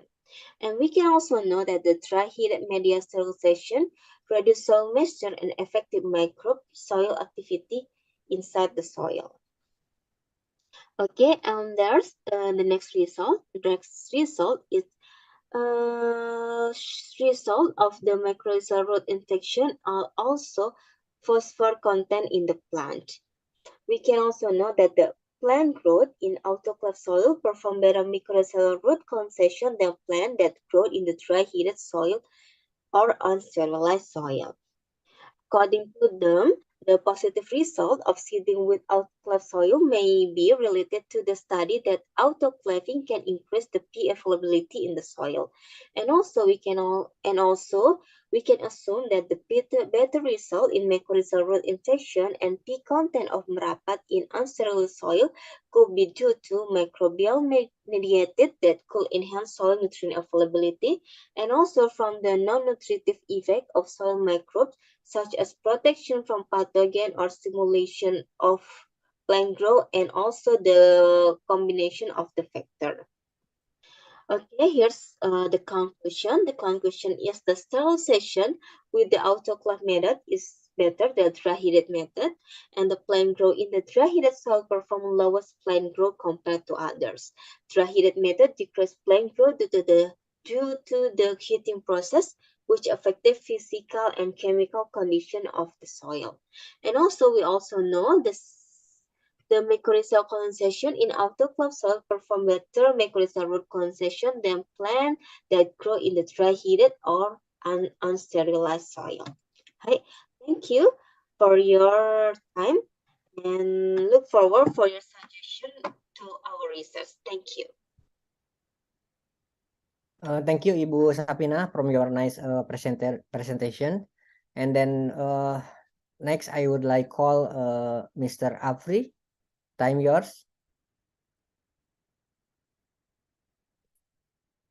If the participant have the question, please write in the chat or raise your hands. Then later I will select from the give question directly if we have more time. So thank you. Today I'd like to share my information related to my topic. Change of Acacia mangum into eucalyptus plantation decline the number of Asian giant honeybees, Apias dorsata, colonies and its productivity, which is a case study in Rio. So I present this paper together with my friend from Ecology and Ethnobotany Research Center in a program of ISIBio 2022. So to begin with, I want to introduce you about the history of the plantation forest in Indonesia. In the beginning, the plantation forest is regulated by the government of Indonesia in order to meet all of the requirements of the pulp and paper industry for their raw material. And most of this pulp and paper industry select the Acacia mangum as their main tree species, which is planted in the dry land. And meanwhile, in the peatland, they choose the Acacia casicarpa.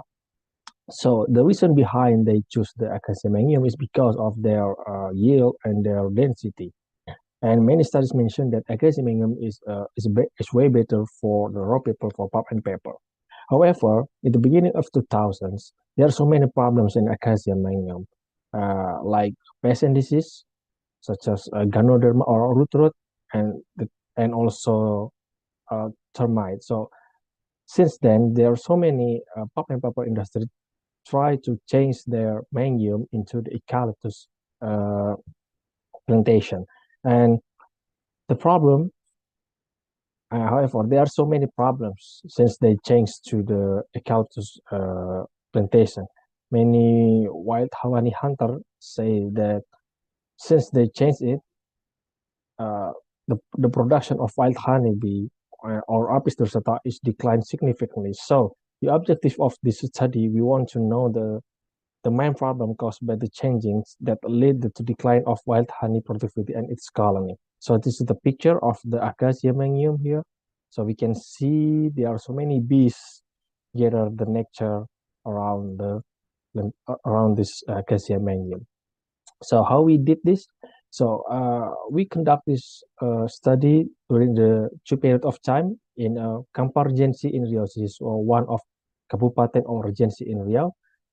The first period in 2006 to 2007, and the second period is 2016 and 2017. So this is the area we conduct the research. So the research design is we conduct the survey. So we survey for each of the sialang tree. Sialang tree is a local name for a tree, for a big giant tree that inhabited by the Apis dorsata or the bees. So we conduct every month in the 2 period of observation time. So in general, we make an average of the honey productivity and the colony number for each sialang tree.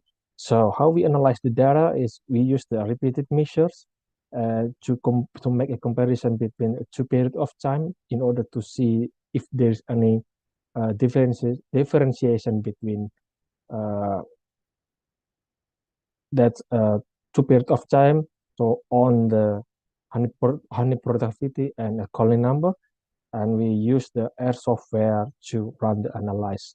So here are the results. So we can see that the average number of the Apis dorsata colony in 2 period of time, there's significantly different between 2 period of time. So we can hear that the average of Apis dorsata colony per each tree or per each sialang tree in its mound is almost 91.82 in 2006.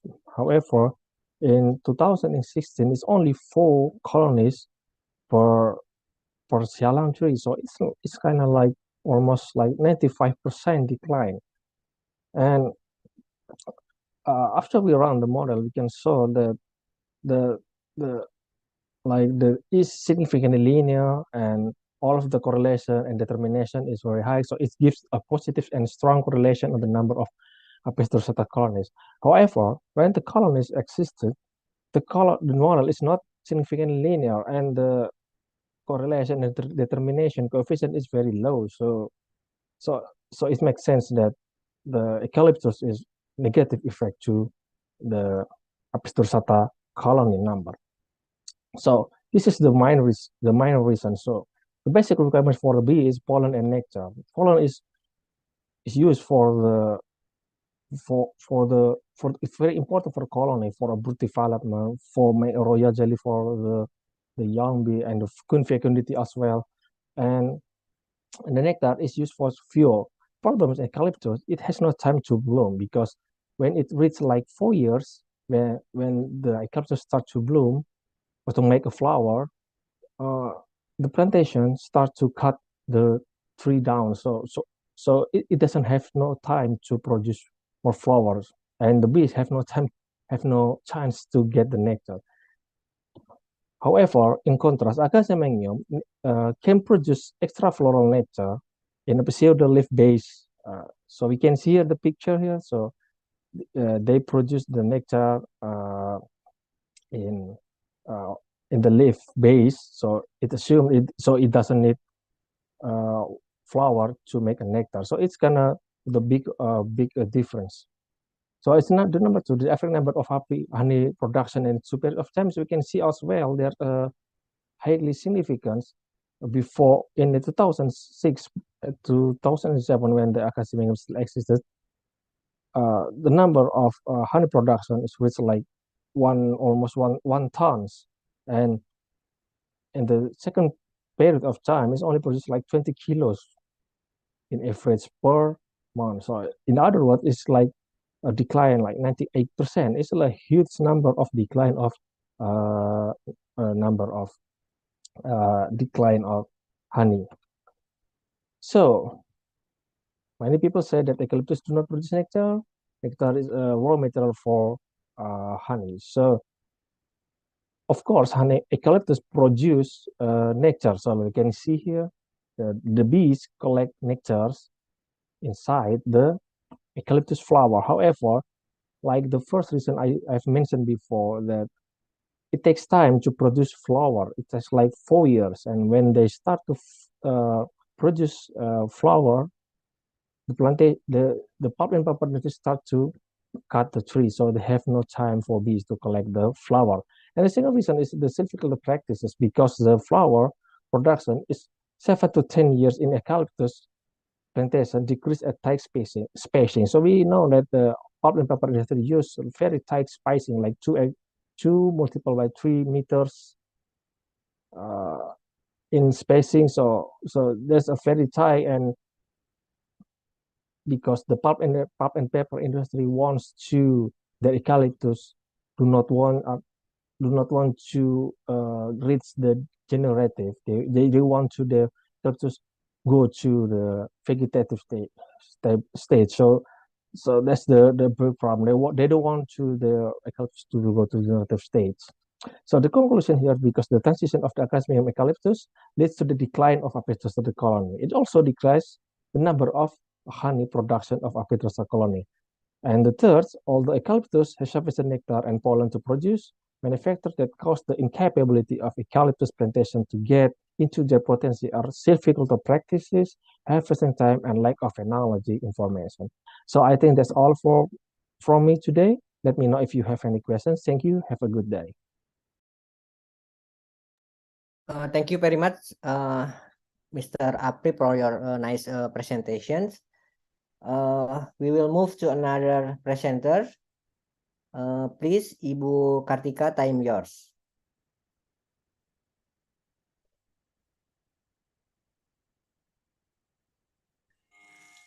Assalamualaikum warahmatullahi wabarakatuh. Good day, everyone. My name is Kartika, and on behalf of my colleague, I would like to present our study entitled Timing of Fertilizer Applications and Rice Cropping System at Riparian Wetland in South Sumatra, Indonesia.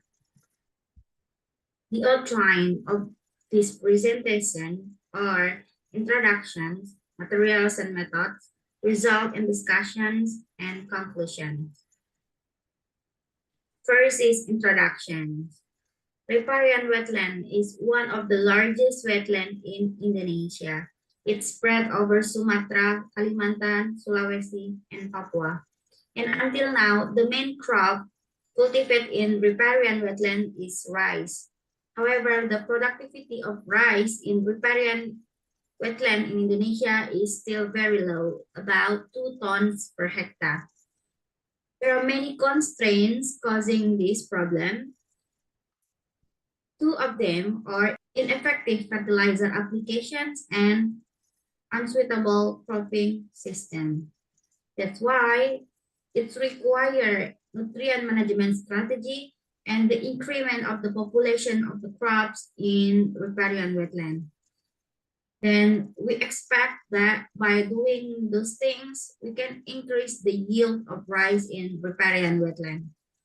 Therefore, the objective of this study was to evaluate the response of rice crop to timing and splitting of fertilizer applications at different rice cropping system at riparian wetland ecosystem.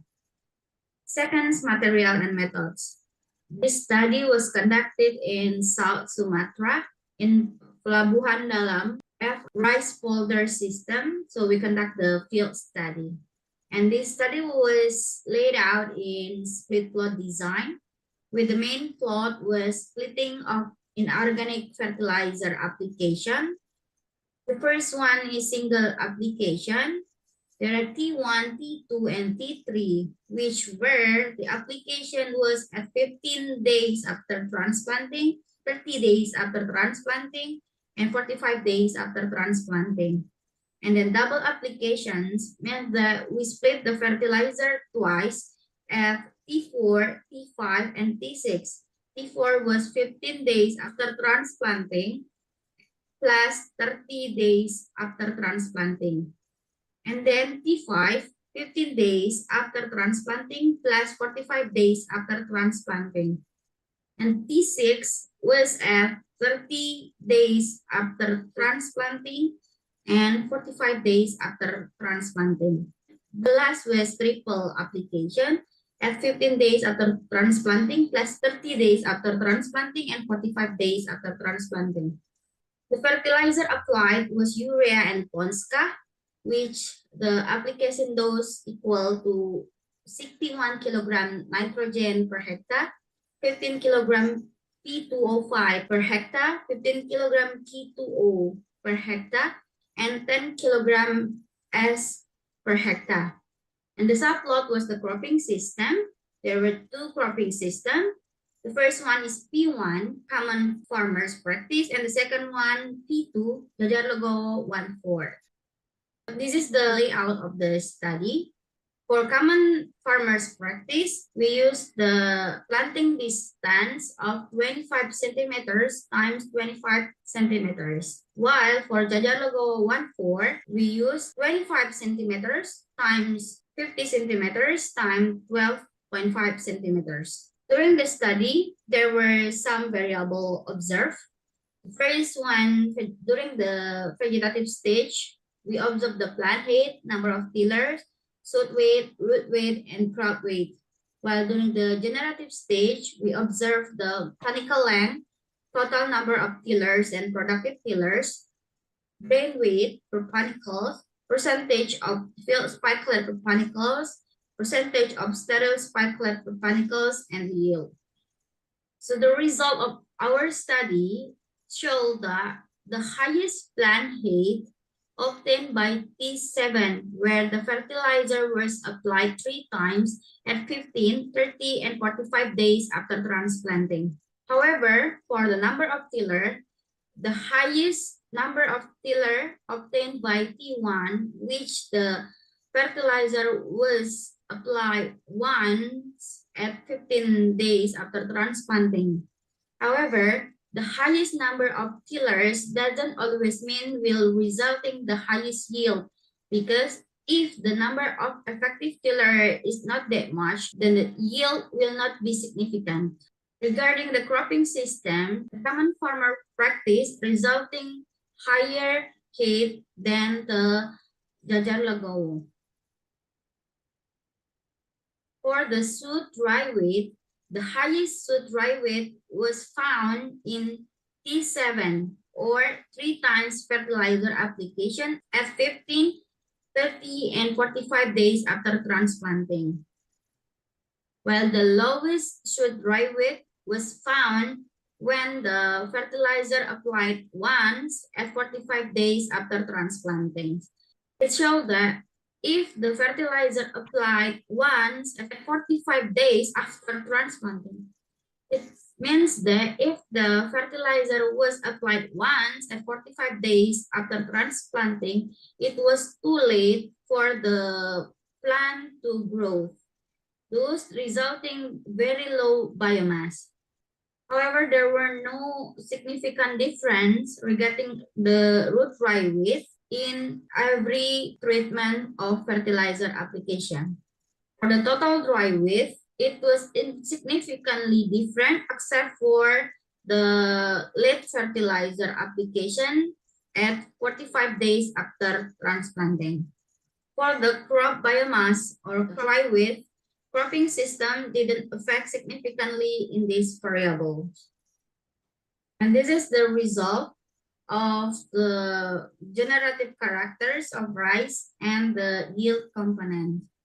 It shows that the highest panicle length was obtained by T6, and then the highest effective tiller was obtained by T3, and then the highest grain per panicle obtained by T7, and there were no significant difference at T1 until T7 for the field and sterile spikelet, while the highest yield was obtained by T7 with the split fertilizer application 3 times during the rice growth, while the once application, whether at 15 days after transplanting, 30 days after transplanting, or 45 days after transplanting, resulting very low yield. And P2 in cropping system, the Jalogo cropping system, resulting the higher panicle length. However, for other variables, there was no significant difference. The conclusion of this study are, first, the availability of sufficient nutrient and optimum plant density ensure that the plant can grow properly. And the second, under nutrient deficiency and high population density, competition among plants for nutrients become intense. Then it will resulting the growth of the plant to be inhibited and the yield decrease.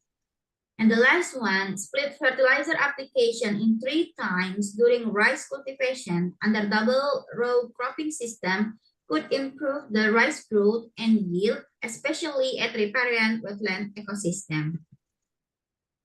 We would like to thank Mr. Suhalim Buyung, the owner of Rice Estate in Pemulutan District, for allowing us to conduct our study at his folder system. And this conference and publication was supported by BRIN. Thank you for your attention. Have a good day. Thank you, Ibu Kartika, from your nice presentations. We would like move to the last presenter, to Pak Ahmad Jailani. Time is yours. Hello, everyone. Today, I would like to introduce myself. My name is Ahmad Zailani. I'm junior researcher from Research Center for Genetic Engineering. Today, I would like to talk about germplasm screening of diploid Musa collection for the Fusarium wilt disease resistance using multiplex scar markers. This presentation will be divided into 4 sections. The first one is introduction, the second material and methods, the third is results and discussion, and the last but not least is conclusion. Let me explain briefly about the introduction of this study. Let's talk about banana production. We know that banana is one of the most important and the most favorite fruits in the world. From this figure, the yellow color means the banana produced in this country. So the banana production has been widely distributed in the world. And the data from 2020, we found that Indonesia is top 3, the biggest producer of banana in the world, under India and China with more than 7 million tons per year. We believe that the number of production will be increased because Indonesia is center of diversity and center of origin of banana in the world. However, nowadays, banana production has been decreased in the world, mainly because of this disease, Fusarium wilt disease, caused by fungi Fusarium oxysporum cubense. And this disease is very dangerous in banana because farmer can lose up to 100% of their cultivation. So several studies has been done in our group. The first one about early detection of Fusarium wilt resistance in local banana. And the second one is genetic mapping in wild banana. So from the first study is done by Trihandayani et al., we found that the Rejang banana accessions has resistant threats to Fusarium wilt disease, especially for tropical reservoir. And the second study is done by Fajaruddin Ahmad in 2020. They found that the resistant genes is located on chromosome 10 for Fusarium wilt disease. So because we have germplasm, a lot of germplasm collection, and also we have already developed the marker system to detect the Fusarium wilt disease resistance in banana. So that's why the objective of this study is to screen banana germplasm that we already collected, which have resistant threats to Fusarium wilt disease resistance. And the second one is we want to use our multiplex system method to do screening for our samples or our germplasm collection. For the material and methods, we collected the diploid, wild diploid, and also the cultivated diploid of banana from our germplasm collection in 2020. We also use this primer, scar primers developed by Wang and also Remich in 2004 and 2012. For the method, we did DNA extraction. After that, we did PCR amplification. So we spread it into agarose gel, and we did data analysis. For the data analysis, we use binary. Now we move to results and discussion section. First, let's talk about the wild diploid banana research. Wild diploid means the banana has seeds. And as I mentioned before, we use two markers, scar markers, and one gene markers as internal control. So for ACAS0901, we call it primer A. And ACAU1001, we call it primer B. For primer A, the band was appear on this position in 1529 base pair. And for the primer B, the band appear on this position 1694 base pair. And this band means the internal control. So when we do not get the band here, it doesn't mean we failed for our PCR analysis or we did sampling error or something like that. So the internal control is very useful in this study. So from 25 wild diploid banana accessions, we got only 3 wild relatives that consistently showed the band here, the DNA band. Those are Malaxensis, number 2, Rutilifes, number 3, and Flava, number 19. So these 3 accessions showed the DNA primers or the DNA bands from primer A and primer B.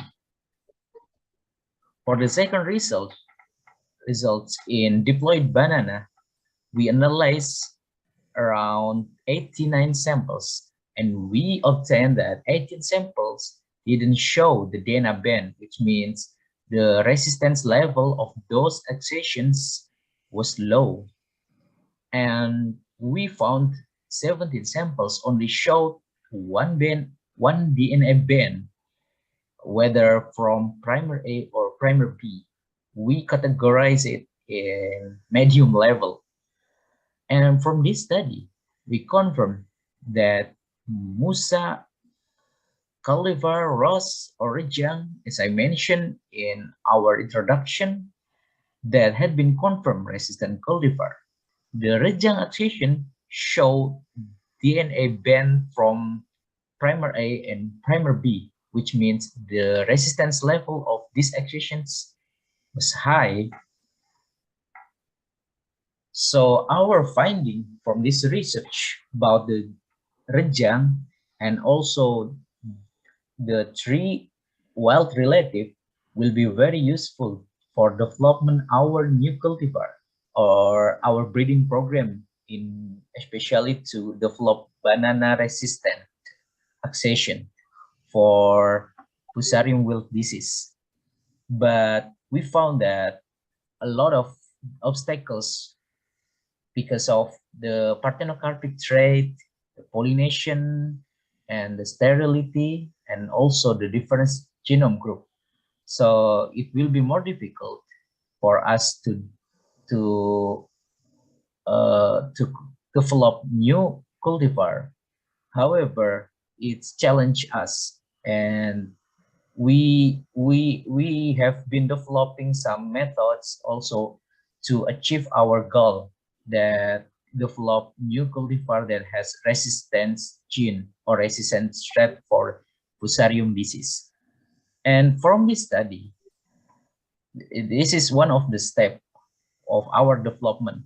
So in this study, we screened the germplasm collection, and we found for the wild diploid banana, we found 3 accessions that consistently show the DNA band from our PCR or our marker system, and also more than 60 accessions, or more than around 60 that has medium to high resistance level of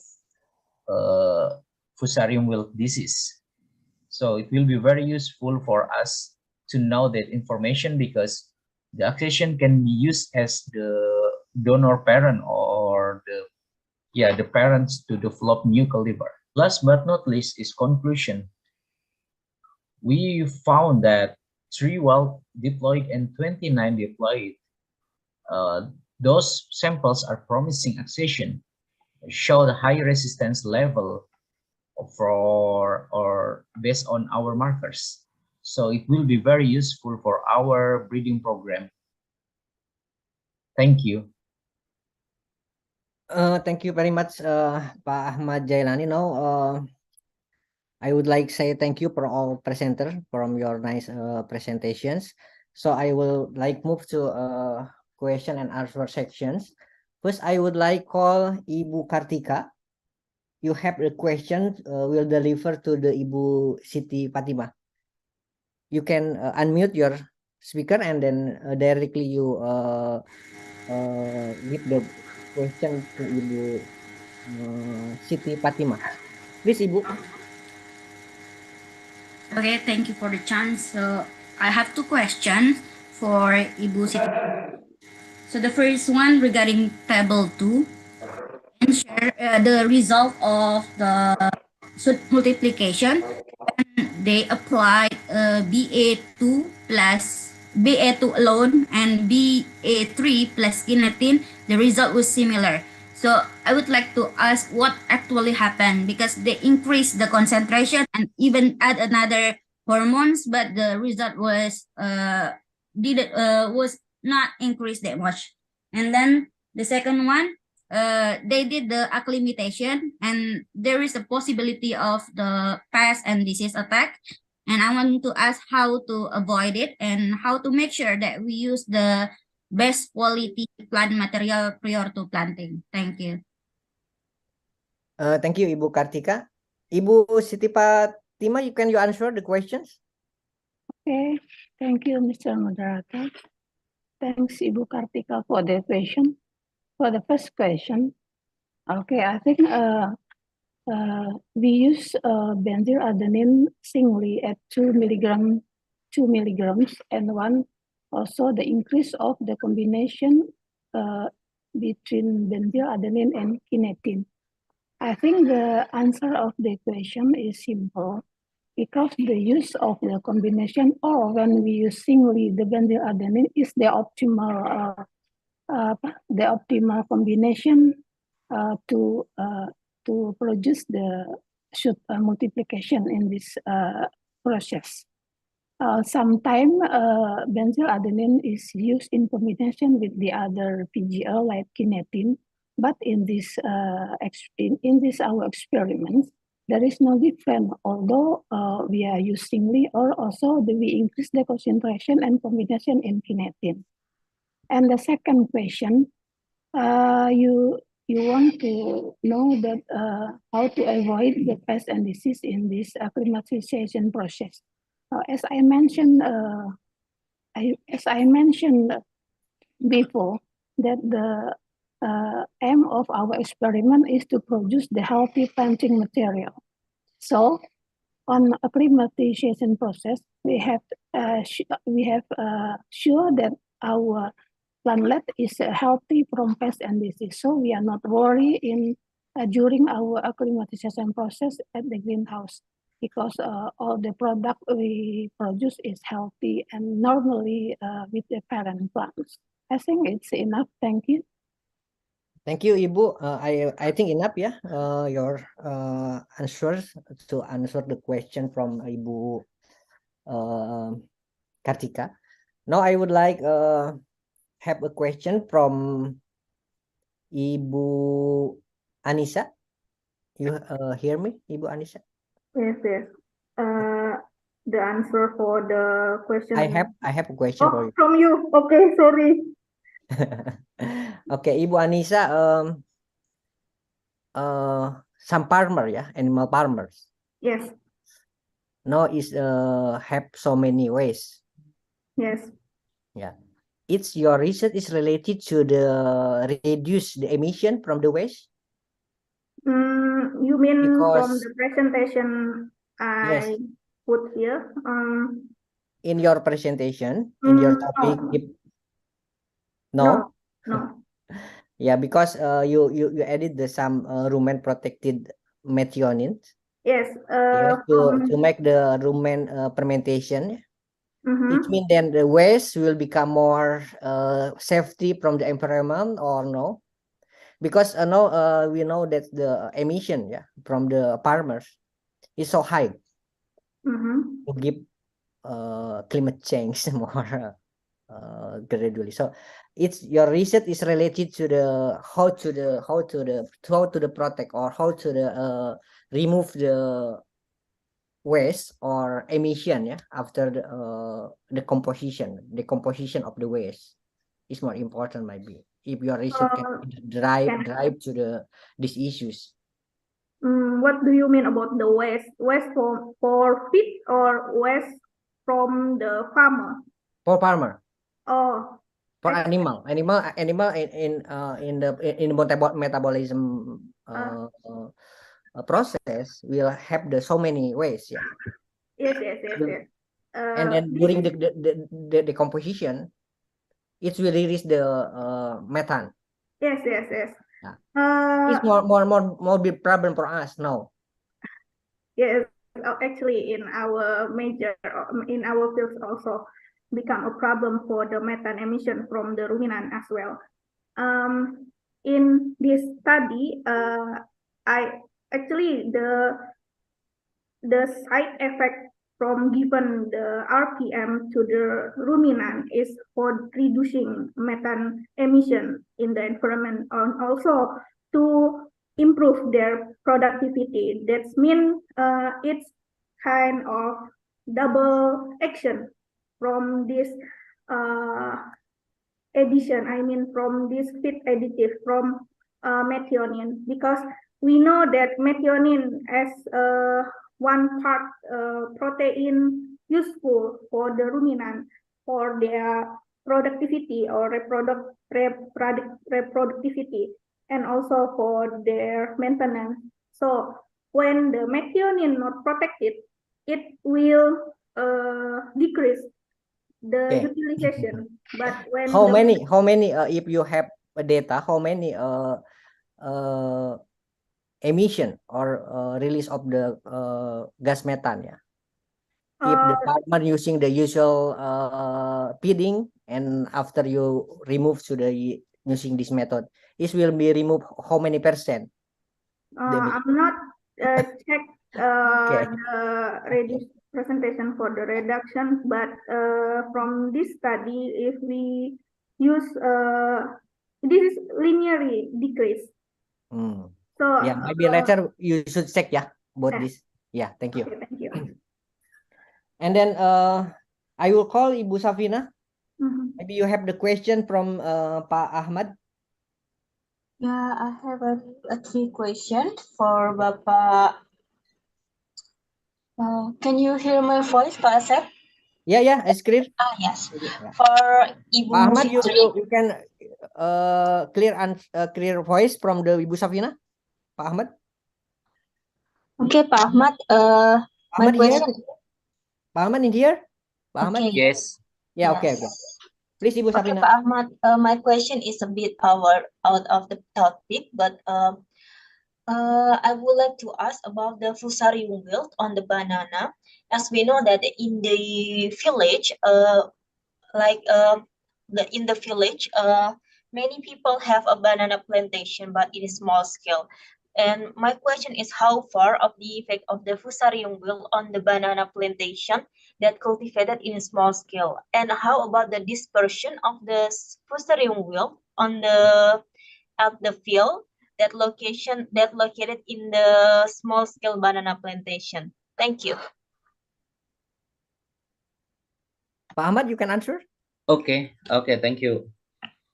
Thank you, Bu Safina. Yeah, I would like to answer your question. So, actually, the banana can cause a lot of damage, and it can cause like almost 100% of production of banana. But in the village or in the small area of banana plantation, maybe in some village, it's not affect a lot because you like it's not for the commercial use usually.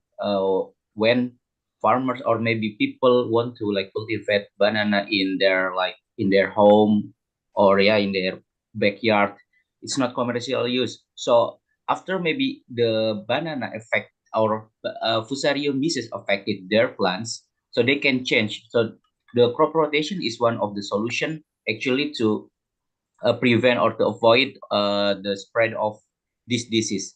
But yeah, because the banana fusarium wilt disease, it's like it's soil-borne disease, and it can spread widely, especially for the monoculture. I think the monoculture is one of the reason why this disease can spread widely and very fast. Yeah, I think that's enough. If you have any question, please let me know. Okay, Pak, thank you. Pak Ahmad. So Yeah. it's mean if I have a banana and my neighbor banana got infected by fusarium, so I should not worry about that, right? Yeah, it's soil-borne disease, so you must like avoid the soil contamination. Okay, got it. Yeah, Thank you, yeah. Pak. Thank you, Pak Ahmad. Yeah. And then last because I have also question from the Ibu Kartika. This is the last question from me. Yeah, Ibu Kartika, you hear me? I do. Ibu Kartika? Yes, I do. Yeah. Ibu Kartika, I have a question for you. So your presentation is very nice, yeah, because you use the rice cropping in the riparian wetland. That's right. I just have two questions maybe. One question is related to if we make the comparison when the fertilizer applied in your experiment, and then compare to the some farmer maybe can use the fertilizer, it with significant increasing, and then How about that? Okay, so regarding the fertilizer application, actually the local farmers, they use the fertilizer very limited because it's depend on the government. If the government give them the fertilizer, they will apply. Otherwise, they will not apply. And sometimes they give it very late, so they cannot apply it anymore. Compared to the farmer who do not use fertilizer or use the fertilizer very insufficient amount, my result was very high because the result was 6 tons per hectare because I used for my result for my research. But for the farmers at that time, it's about 2 tons only per hectare. 2 tons rice per hectare. Yes. When we applied the fertilizer, it will increase 3 times. That's right. Yeah, so 3 times higher compared to the farmers. It will be give the benefit from the farmer. Sure. Okay. And then the second question, because you say that the farmer will apply the fertilizer where the government give to them. How your research will apply to the farmer? How the mechanism to make initiative, to promote their farmer will give the fertilizer to the field. How to make like the promotion or like something?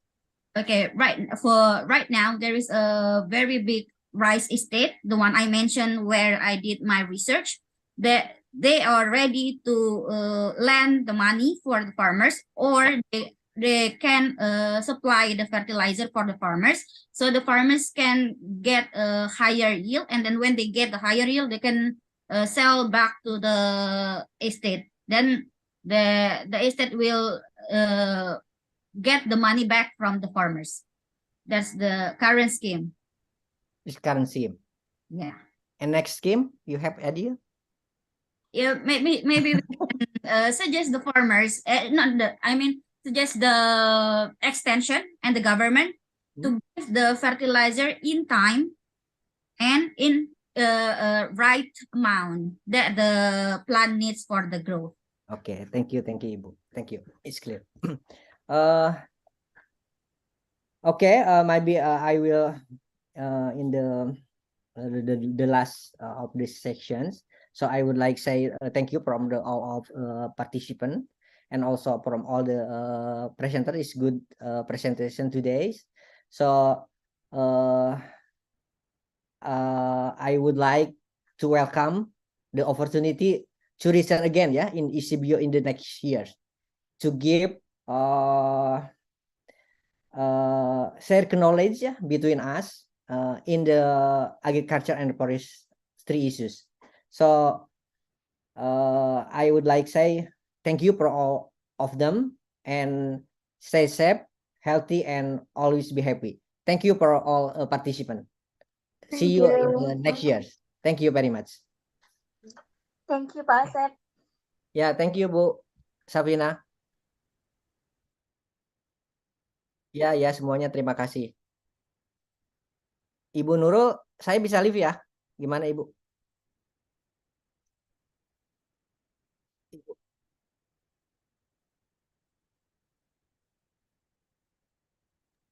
Ya, maybe later I will give you report related to the some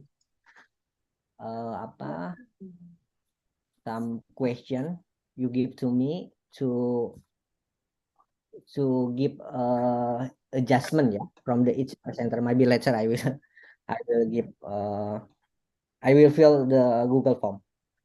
Is enough, Ibu Nurul? Or okay, thank you for all audience. I will live in this room. Thank you very much. Kita live juga ya, Bapak-bapak, Ibu-ibu. Kembali ke room yang sebelumnya atau stay di sini? Oke, makasih Bu.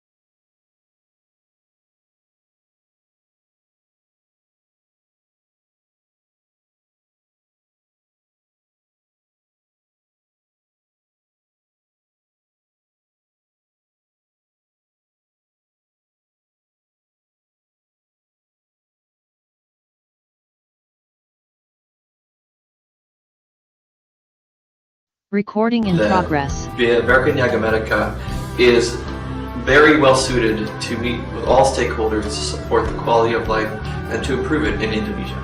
We fully support Bioengineering and Biodiversity to meet with all stakeholders and form partnerships to improve the quality of life of people in Indonesia.